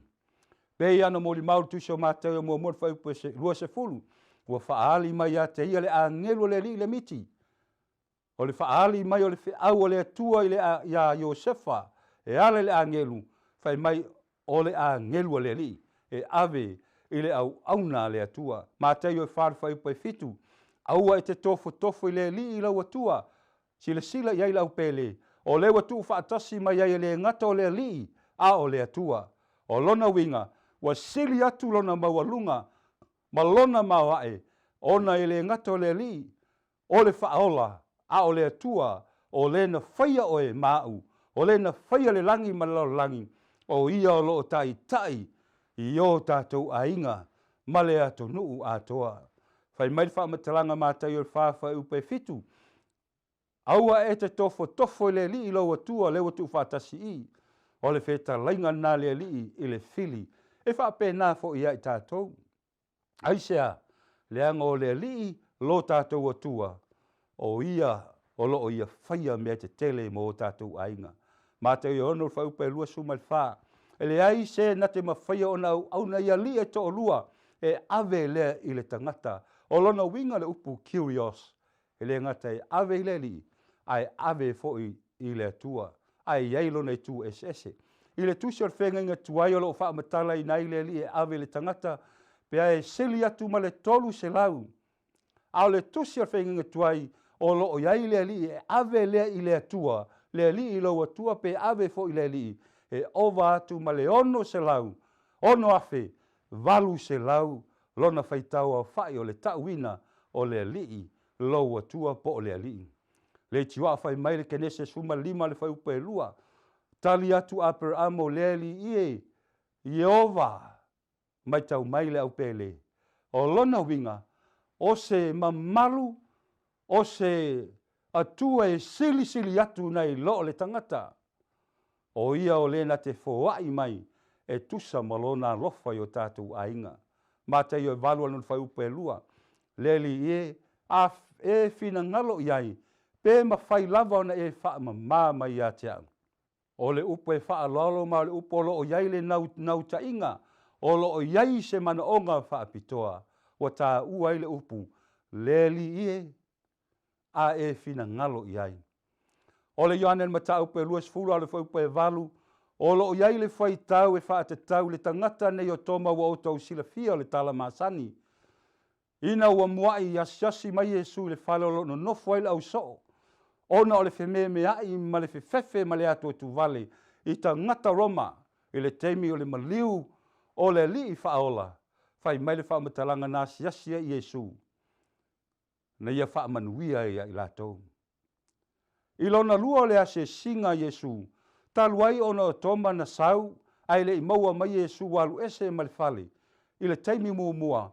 Whai mai le tala toma. A whai lava o te lewa ai. A whai foi o te le pai. I mea na tutu iai whao. O te le tali tonu lava. Ina wa sasi mai Yesu le whale o lana ase singa lona lua lea. Whai mai le wha matalanga le tuspa ia. Na mua i alu lava Yesu ya toma. Ma ia wha pe atu ya toma. Toma, wa ai mai. Au mai lau lima. Sei tu i meo sa tu iai whao. Au mai lau lima i lei tu. Sa sunu i le tau. Whai mai le wha matalanga a moli mau o tu si tala o le tu si pa ia. E tango atu ia toma i lei tu ma ona lima. Na tu iai whao ma le tau. Ai ngoto i tu tonu lona tama i lima. Ma whaalongo ina ia ese lava langona na o mai ia te ia. Whai mai le wha matalanga ona wha apea mai lo leo toma. Lo wali e ma lo watu ai. Sila leo i eli suinga. Aisea oli le li e iai le wha manu yanga mo tātou ainga. E le ngata le nā aua le au noa. O te toi whai atu ia o tau oli. Le alona winga i le ngangana e leni. Oli e leo noa lona winga. O taimi uma. I le ngana e periolo wha matala i nei le upu. Aua leo noa o lona winga. Forever. E whaavavau. Continuously. O lona winga. O se linga i le li. Aua ne i muta mai. Aua ne a vea me tu tupo le soifanga ma leo langa. E o lava le wha mai oti. E o i wha fi tauli te tonu o tātou ainga. Aua ne a ve se ai le oli le li. Awa e iai lona tāua. Whai mai le kolose whārono whai upe ono. Ia le au noa. O tau upu ma le alofa. Tuso e feso le mata upe 5 le whai upe 2 se fulu. Ia wha whetai pia lava ono o mea uma i le atua. O lona winga. O le upu aua le au noa. Ia wha wau. Aua ne a vea wha fita auli ma mea tutupu. E ngata ma yailo oli le li. Ma te vai ma vai ai le oli le li. Leo pele e tā ua lo tātou oli le li. Aua le au noa o te toi whai atu. Whai mai le tuso malaki, ma le tuso e peru. Malaki e tolu whai upe ono. Awa o iova o te liu. E wha pēnā le winga o le upu le aua le au noa. O lona winga o le oli e le liu. Ai le liu fo i pēna whai mai wha matalanga tuso e peru mta upe sul tolu. Whai upu e valo e wha tatau ia ke viso. E le liu lava ia o ana nafi o le aso. E o lava i le wha avavau. E wha pēnā le tāhua o le oli leo au maia i la tātou ma tā upu i le nei aso. O le oli e wha tusa le i le alofo le atua e le suia. O lona fina ngalo e le liu e le suia. Ai meisa o lona mana ma lona malos e tū mau pēle si o mangolo tātou iai. Po le a lava mea o lo tutupu. E o lava i teime o puapua ngā. E o lava i teime o le manuia ma le solonga le leo le olanga. E tū mau pēa le alofo le atua e wha pē nā fo i lo tātou oli a ke riso. Aua ne i le loa pē ta whea atu. Vaenga lona lua, ia i lolo o tauanga malua e tangata uma. O lona winga le ngangana o le anga malua e whaamatalaina le ngangana e leni.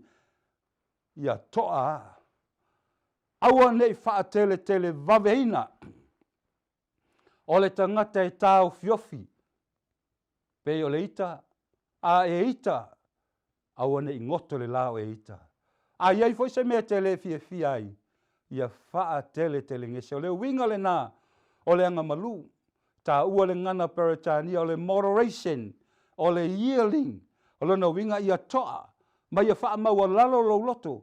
Ma ia ngā wai ma wha pale pale. Ina ia aua nei tau le anga ina. Lou kewisano molo o kewisano. I luma o tangata. A ia maua le anga malu. Whai mai wha matalanga Paulo. Wa ulava o Paulo. O le wha maua lalo pe a o iai ia te o tau. Ai wha ma losi pe a o le iai ia te o tau. O te ai o iatu ia te o tau. Ona o le anga malu. Ma lea lofa o kewiso. Leo pe le. E tā ua tele. Lo tātou wanga malu. E mo moli atu ai. Le moli mauola ia te oe maau. A waolo o ia te oe le oli le li. O le isi vaenga tā ua tele le mea lea. Po le upu lea anga malu. I le ngangana wha peretania e tā ua o le self-restrain. O lona winga. Tā o fiofi. O le vaenga tā ua lea ma o le vaenga sili lea. E ma whai ai o na pui puia ma iai o tātou ainga. Mai le vevesi. O maseinga. O mea tu tupu i tonu tātou ainga. E o lawa le kale sia o le malo. Ma so se tasi. O le fofo lea. E whaafo ia e tūlanga. O vevesia inga ma whaafi tauli. E to tonu i o tātou ainga. O lona winga. O le upu lea. Tāo fiofi. E tai pei lava tu lou le whaafonga anga ma le mai moanga. Tai pei lava o le manu leo le solfonua. Vaiane le whaafonga anga. E iai lona whaangutu tu lou. O le whaangutu lea, e foe ai malima taita ina ai le manu le nei o le solfonua. A o na sawa sawa, o na e tau mawhaile e tau fiofi mai. A o na sawa sawa, e te whao ngā ina le whaangutu. Po whea lava le mea te manatu iai. E mo moli ma ave iai lau whai ngā malanga i lunga le manu le tu lou. E whao ngā le mele e tau le whaangutu. O le winga nao le upo le tau fiofi. A inga, o le wha moe moe. Ia, o iai eni ve singa mani mase inga i tono tatu ainga. Ai ale e kale sia. Ai ale malo. Ai a oe lea o lo sila mai ma mai moa mai. Iai lolo o tau anga malu i lumo o tangata uma. E tā ua tele lau pele, vaenga ia. O le mea sili o na tā ua, le whaafonga anga ma le mai moanga le kale sia. E ui lava i mea na tupu. Ai whai mai le tusi ngā Paulo. Ua i le tusi le ola o lato ingoa. Soli, e tā ua tele o tātou au na manga lulue. Ai e tātou mauti noa. Ua i le tusi le ola o tau suafa mo tātou ingoa. O mose o le tangata anga malu. O le tangata i le alo lava i whaafi tāuli ma ona whaingatā. Ai na anga malu lava o ia. E ui lava i le i o le nua le folanga i a kanana. Ai o ia le tasi na whaailoa mai lunga le maunga le liuanga. Whaatasi ai ma e lia ma Yesu. Na pupula ma iele ma malu ia i latou. O lona winga. Mauti noa o Mose. O le tasi o auna le atua le tangata anga malu. Ua iai whaatasi malo tātou wali i le langi ma le ola e whaavavau. O le whetalai ngā Yesu i lana launga i lunga le maunga. Whai mai le male lenga Yesu. Amu ia e anga malu. Awa e whai mo lātou le tofi anu. E ese le tāua le au pele. O le si me tāua lo au maia le tātou. Whaasoa le nei aso. Aua nei popole o tau i se mea tasi. O lona winga le popole. Ia whai tete. Ia whau tauta. Ia mā natu le lei. Mo le puipuinga o tātou tangata. Ina ia saonga le mu i tātou. Luka se fulo le whaupu e whāsu matasi wau tau sila fia le tala. Ina wa whaafe Yesu le loa whale ma la ainga. Na latu ia Maria ma nofo i tafo le li. Ma moli ma wina le fina ngalo le li i le naso. Ao mareta o lo ta pena mai le tau singa i le naso. Whaanoa noa mareta ona ule so soani mai lo na uso. Ma whaape atu le li ie. Se ia whaatanga mai mareta i mate ngā lulue. Feta lai Yesu, maretai, wa e popole, maua pupulo loto I mea tele. Ao le mea lava e tasi ao ina ia e maua. Wa filifilia fo ia Maria. Lea mele lei. E le ave e seina ia te ia. Lau pe le. Au le popole. Ia mua na e fsa ngai maleli. A e maua le avanoa. Fai loa. Le mafutanga le leile na e te whaafonga ia Yesu. Au mai ai upo le ola. Tusi o matai o ono le whaupe lua lima o le whaupe tolu wha. O le langona ma le anganga whaaso le li o le ola. Iona tangata ina ia awane popole. E o lava yo tō wola. E o lava I mea tātou te ai ma tātou wheinu ai. E o lava yo tātou la ei ma tātou ofu whai mai le whamatalanga Yesu. E le sili e o tō nei lo manu lele. E le rulu, e le sele. La tau te le ngā lulu e whai. Aia, e ta pena I le atua mea uma mo I la tau manu whele le ia. Wheta lai Yesu e sili atu o tau nei lo na. Awa o tau e ta pena masau nia le atua mea uma mo o tātou mana o ngā uma lava. Ao le nganga o Yesu le whaola. I le whaupe tolu suma tolu tusi lava leo iane ma teiola no mata upe onu. A ia mua isa ili le malo le atua malana mea tonu. Ona whao popo I nā tu leo mea uma lava ia te o tau. Se tā ua tele le whina ngalo le li I mo tātou ainga. Po a lava mea uma. O a lava mana onga uma lava. A le mana onga tu tasi le nei o le li whaola. Ia mua isa ili le malo le atua. Ona au mai alo leo isi mea uma lava lo tātou mana na o ai. Au wana yo tātou ainga. Au wale ka le sia I maiso le atanu. Ma o tātou ta ngata taito tasi. O lona winga. Ia sa ili mua le malo le atua. O te whaafitai atu. Leo pe le tā ua. O le manu lau tia le alo tātou malo ya Amerika Samoa. Lea le watu o na maia. Na sisi ele tanga vai. Le ngato le malo ya Amerika Samoa le malo meleke. E whai loa mai ai. Le saalo tonga o tātou tangata. Ai le avesea le mea tā ua le nei lau pele. O le manu lau tima le au tū o le fu o le nei tau sanga. O lo wha ua wina pēlo na tā ua. Mua le atua. Whaftai le malo le o toi wha ola mai. Le au tū tā ua le whina ngalo I le atua mo tātou tangata. Ia mua le atua. Ia whai loa atu o tō manao I mea umalava I le atua. O lona winga o le wha matalanga. E le ngata ina ia tātou oli le li. E le au noa. Ia tātou I loa la o tōanga malulu mo tangata. Ai sili atu nei lone nā. Au le popole. Ma ia whai loa atu o tō manao I mea umalava I le atua. I le tatalo. O le ale tatalo. O le ki leo le lima o le tangata wha atua. E matala I le langi. Ma au mai ai wha manuianga mai le atua. Le ana wha o ngae se te whano. Ina ua oti wha māturo. Ma ua wha sala ina o ia. Ina o tatalo se te whano whai mai le wha matalanga. Ua matala le langi. Mai loa tu e se te whano. Le atua le tamai lona nofa ali. Ma Yesu ke riso. Lo tātou ali ma lo tātou whaola. O loo le tūtau matau. O loo wha ma losi mai lana au auna. Mai wha pēnā le au pēlele tā ua. O lo tātou te talo. Whaatonga a toa ma le whaafitai. Lau pēle. Awane ave sea le nganga whaafitai o tātou ainga. O e ka le sia ma le atanu. I le atua. O le na au maia me le leima me sili. O lo tātou moli mau wina I ana whaamunianga. I le nei vai tau. O le muli. Whai ua le whaasoa. I le whai upo e fitu me tā upu lava le wha. O le manuia fo I mai le atua. Lau pēle. Tele ainga fia mau o le manuia. Ai lei seisi manuia sili atu nai lo le nā. O le manuia le mai le atua. O le mafuanga le tā ua I lo tātou oli le li. Aua le au noa. Ona o ia le nā. E mau ai le manuia. O le manuia ya. O le manuia o loo sili lava I mea uma I manatu ai. Lea leo winga o le wha matalanga. O tau manatu e leo manatu leo le atua. O tau wala I leo ala I o le atua.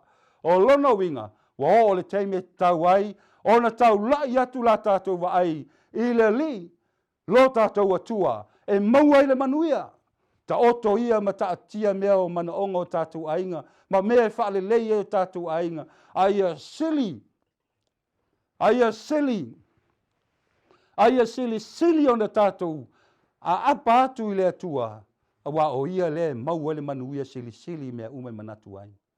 E whiu a tātou poto. E whiu a tātou manatu. O mea umai te maua. O lau ta mau ainga. Leo pele. E le avea nā ma mea e te maua le manuia sili. Lea le manuia sili. I mea o lo tātou manatu ai.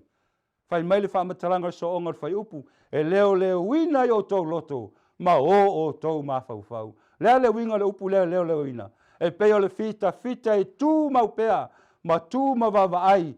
Ne yo mai le fili. Ai wa lava se tape nanga. O tātou ainga. Ma oe leo lo mai. Mo ma sila mai. Aua tātou te whaata mala. Sila i lea tua marona manuia. O ia. E nate leo wina o tau whingalo mo tātou loto. E o lava i o tātou mawhau. Ia ke riso Yesu. E lea ia seisi mea tātou te tua. Iai lau pele. E le ngato lea tua. Ai o lava ia ke riso Yesu. O lo au tū ai le tusi atoa le tusi o Filipi. O lo te tonunga le mu ai. A o lo momoli atu ai foi. E le apostolo tau whingalo mo tātou loto. Ina ia tātou oli ia te ia i leo noa. Ile matau mua. O le ola o ke riso lo tātou wola. A waulo wola o ia ke riso Yesu. Ile matau pe lua o ke riso lo tātou manatu. Whai mai ia te o tau fo i lea lava manatu sa ia ke riso Yesu. Ile whai upe e se fulu na matau pe tolu. Ina ia o wilo o ia. O ia o ke riso Yesu. Ao le mea tasi o te whai o te whaangalo ngalo i mea o tuanai. O te momoe puna wai fo i mea o ilumanai. O te tau sisi atu i le whai longa. Ia mau ai le taui na wala a wina iau. Mailunga e le atua. Ia ke riso Yesu. Ele matau pe wha. O te mawhaia mea umalawa i wha ma losi mai o ke riso lona winga. O ke riso lo tātou ma losi. O ke riso. Au nofo na apostolo Paule te tonu at whanpuipui. Mai atu sia le tusi. O le avenga i le apostolo Paulo o na tangata. Ina ia wha lango i le atua. Ia wha moe i le atua. Au ia tusi le tusi whai mai wha matalanga o lo loka ina o na lima. I fili ua mea.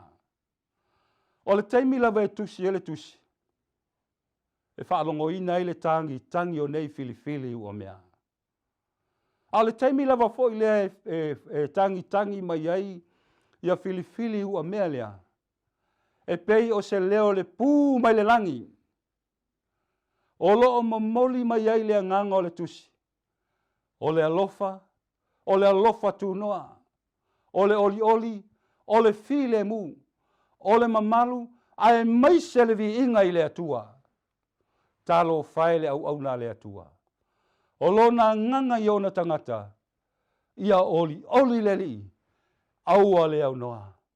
O lona nganga lea. O te toi whai atu. Ia o tau oli le li. Ina wa uma le tusi matangi pe o le pū mai le langi. Le wha maalosi. Aua le apostolo. Ma lona lo te tele. E mo moli atu ai le au wha maalosi. Iona tangata. Ao se fe au foi mo oe lau pele. O le kalesia, o le atonu atoa, ma e o lo moli mawina le nei prokalame wha le nganga, ia mana tua. Oli le li. O le wha maa losi le nā, peo na au maia le whai tau, ili ma tau pe whāna na whai upe sumatolu. Au te mawhaia. E ui lawa i mea lo te tupu le nei wai tau le au pele. Au ane i ngalo i ate o tau. Peia no o atu le matau pe whae le whae unga le matau pu. A o lo atua e wha atoa e ia. Ia te o tau mea uma e mati tivai o tau e tusa ma le whau lai o lona lava vi inga. Se o wha pea atu le kalesia. Ma le mamalu o lo wha fonga mai ma mori ma wina le nei prokalame wha le nganga. Ea. O e oli e ileri. Le ase mea lo e oli nei teimi. A whai o lo to lua, a whai o lo ta mao a inga, ma mea o le nei lalolangi, ma mea o lo ma mawhai lo whina ngalo, mana tua le au pele, ia o tau oli leli. Ia I lunga ia te o tau umalawa le manuia o le tamā, le alo ma le nganga pa ia, o te mawhaia mea uma, I le wha losi mai o ke riso ia te au. Se I o tātou te talo. Vi ia ma wha manuina lo suafa pa ia le atua lo mātou tamā. Wha fitai au a whionga pa ia. Toi au maia ia I mātou le ola, o le malosi, o le sini mau tinoa, ai meise o oe o le atua o le taiala, ma le wha atai ta inga iala ia ke riso. Ina ia mo moli atu ai o mātou tangata, I lou lava whina ngalo I manuia ai. Wha manuia le wha fonga anga, nei o mātou ainga I kalesia, ai meise o le atonu, wha pea I lātou o elo o moli mawina le nei wha moi moi, I le nei tu aso. Talia mai le atua la mātou talo. A watu fo I le atua lau wha malolonga ielo wha te otolia I ngase, I te tono maota malawa, ia iai lau wha malolonga ia I lātou. Wha manuia I se tase o lo iai ni mawhitianga, wha manuia le mātou whainga malo ma le atonu, ma so se tasi lava, ia e talia mai le atua la mātou talo. Wha ngalo mai mātou le atua ni o mātou a leo mani o mātou si se. E ala atu ia Yesu ke risolo mātou ali, ma lo mātou whaolo wa mātou wala au atu ai. Amen. We are people, and we love to get connected. We connect as families because of birth. We connect as friends because we click. And we connect as communities because we care. Seventh-day Adventists are people who connect in communities called congregations, which in turn connect to form conferences, who connect together to form unions, divisions, and the General Conference. Why do we connect? It starts with a connection to the Creator, who invites us on a spiritual journey. When we journey together, we can help each other along the way. This journey is a journey of a lifetime, and as we learn and grow, life becomes filled with meaning and purpose. Our greatest joy is in helping others along the way. Wherever you are on your journey, we believe that we have something to offer that can make your life more whole. So the next time you see a Seventh-day Adventist, remember, you're not looking at someone who stands alone. They are connected to a world church that has 18 million members, gathered in 13 divisions, comprised of 122 unions, formed by 600 conferences, serving in 140,000 congregations in 208 countries, who worship in 924 languages, and they all want to connect with you.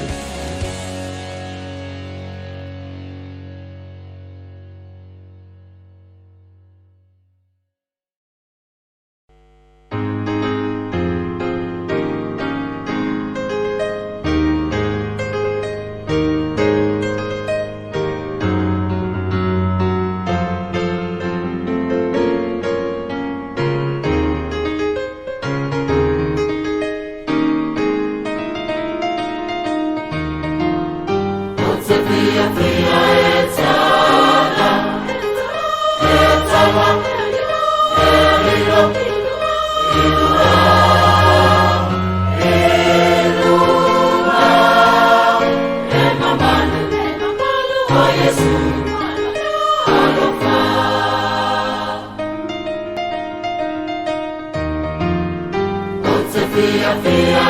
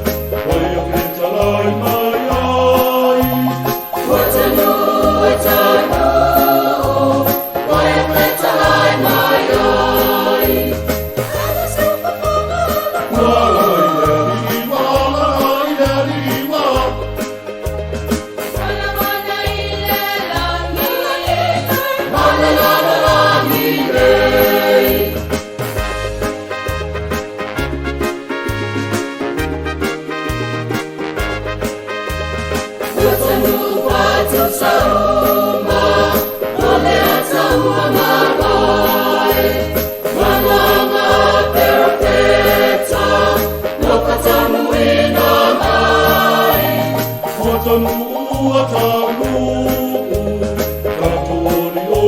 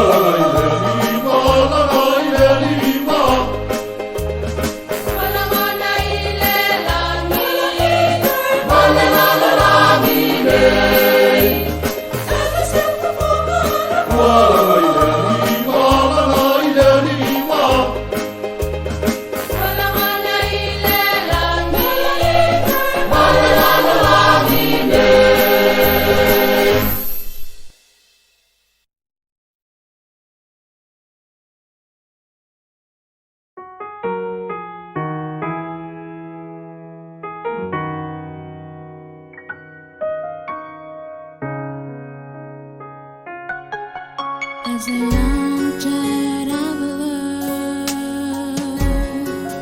to be honest and true.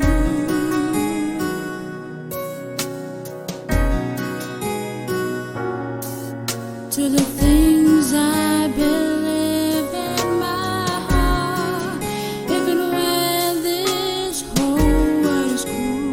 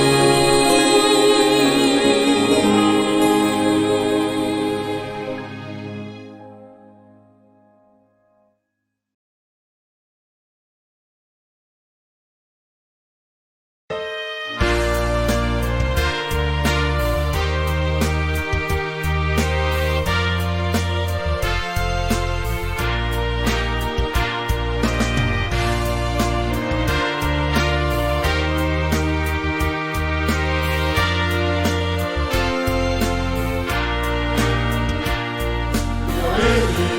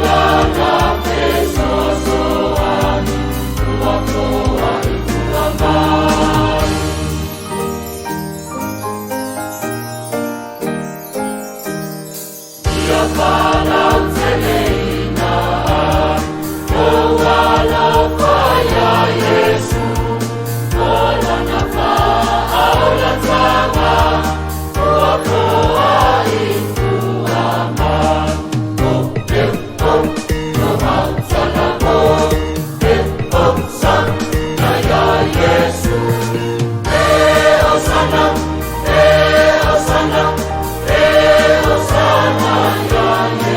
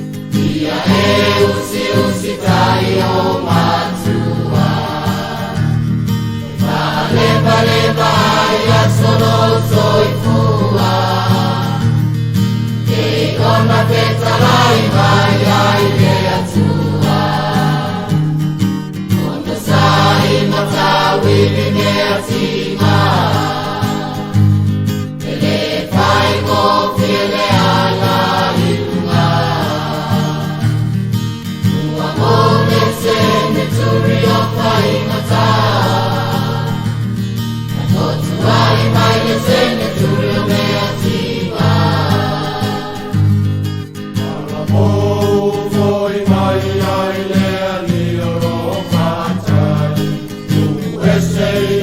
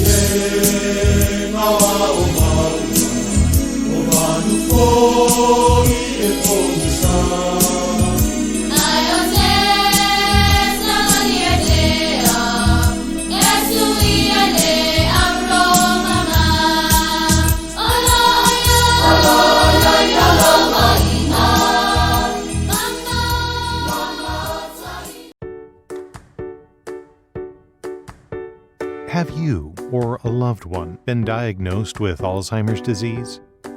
Personal time with God may slow progression of Alzheimer's disease. A longitudinal study at the Behavioral Neurology Clinic at Bayside, Canada, assessed 70 patients aged 49 to 94 for quality of life, spirituality, and religiosity.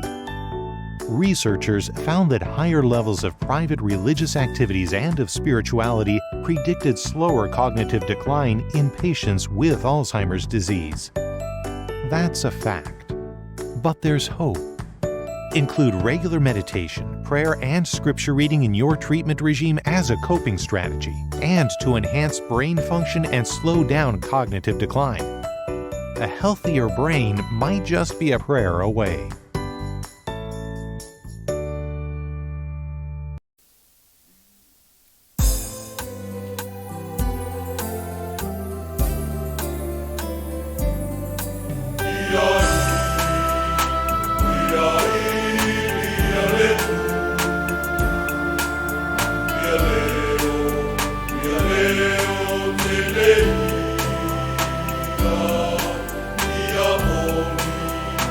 Holy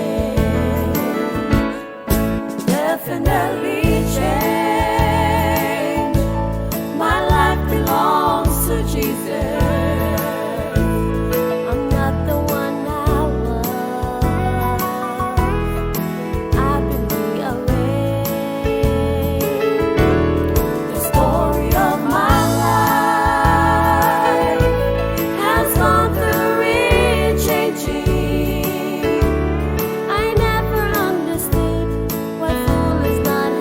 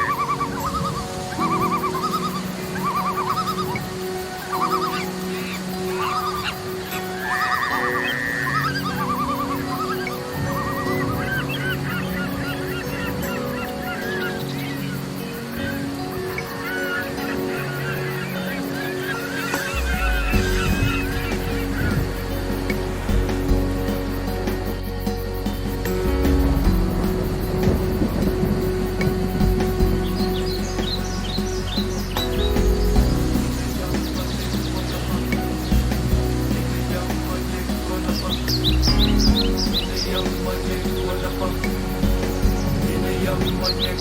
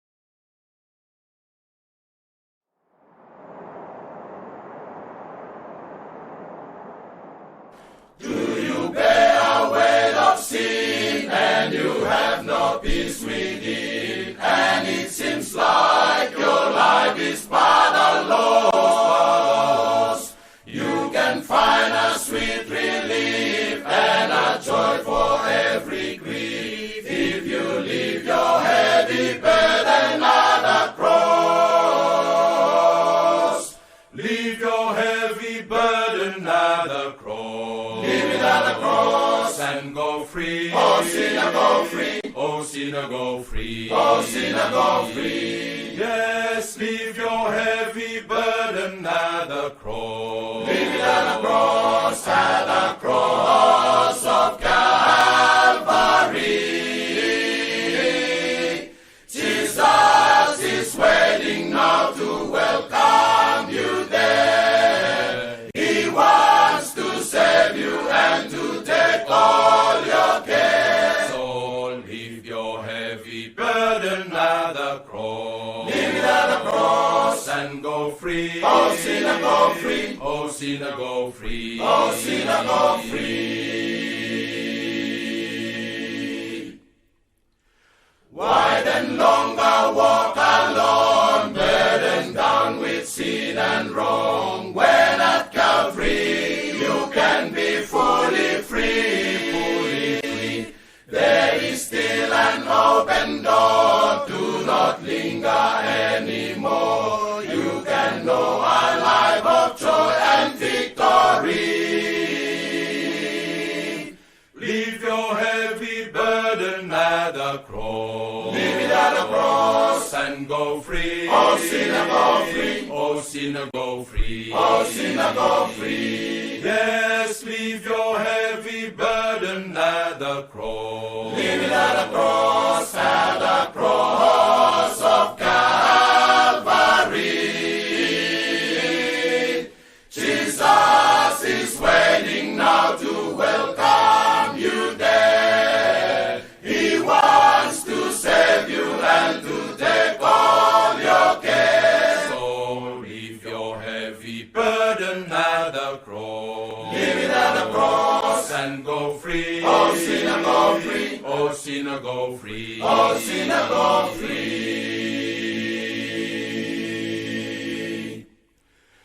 Just leave your heavy burden and go free.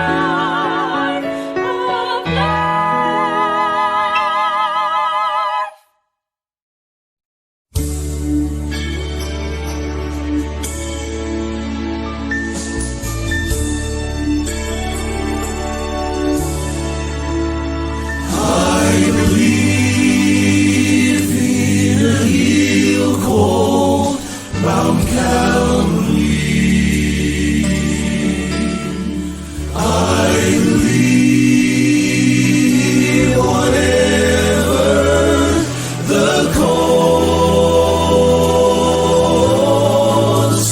and when time has surrendered and then he's no more, I still cling to the old rugged cross.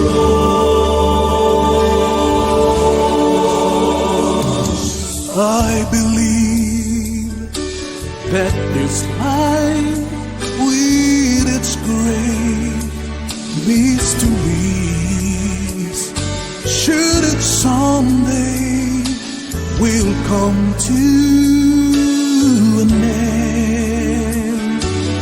Oh, but faith will conquer the darkness and day, and will lead me at last to my grave. I believe that the Christ who was slain on the cross still has the power to change lives today. For he changed me completely. A new life is mine. That is why by the cross I will stand. I believe he'll call Mount Calvary. I believe whatever the call. When time has surrendered and death is known, I still cling to the old rugged cross.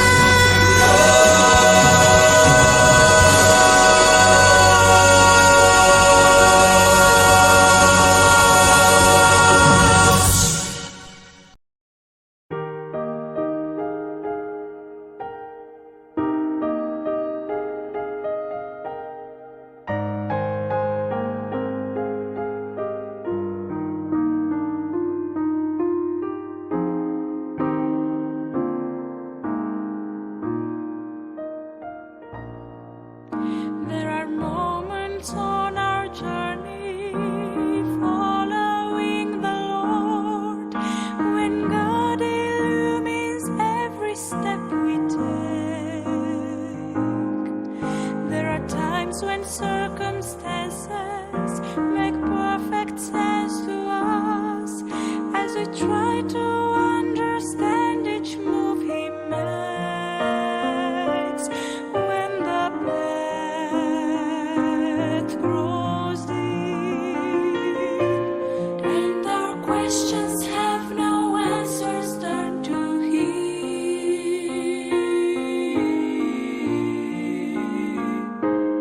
Bow the knee, trust the heart of your Father.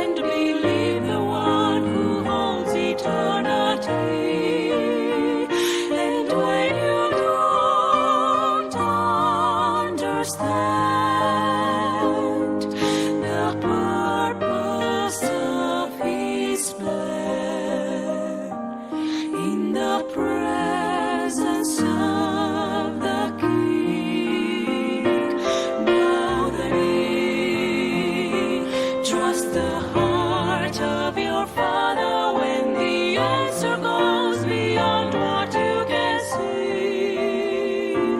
Bow the knee, lift your eyes toward heaven and believe the one who holds eternity.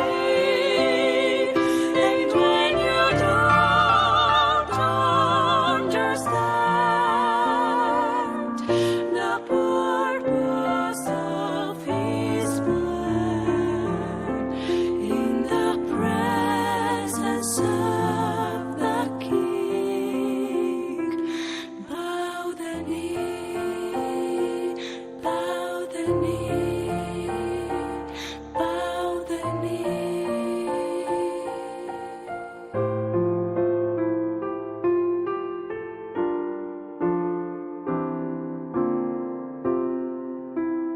Bow the knee.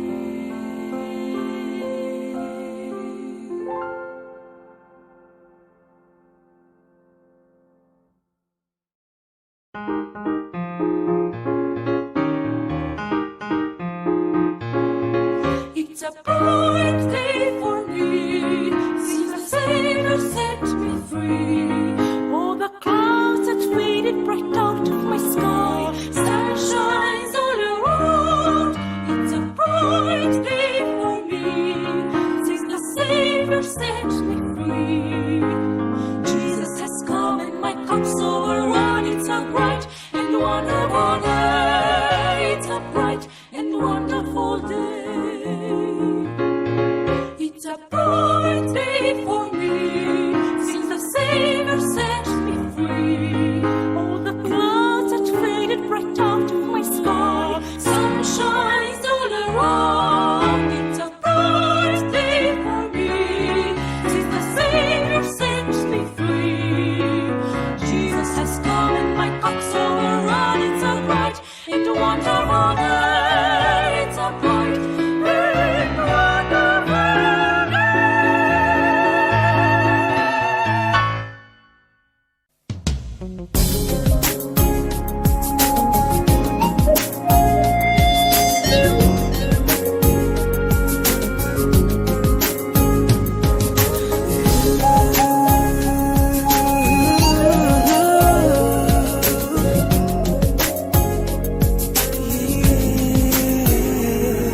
I'm drifting away from you, Lord, so many ways, for so long.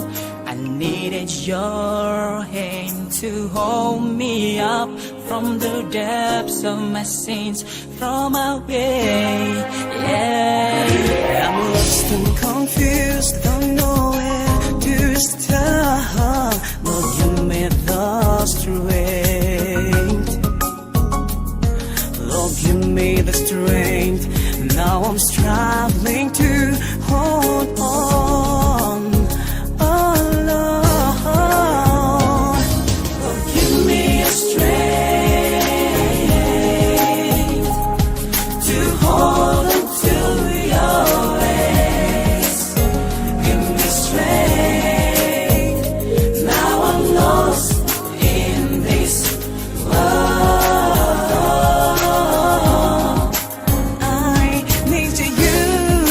I need you to hold me when I fall. Oh Lord, give me strength to hold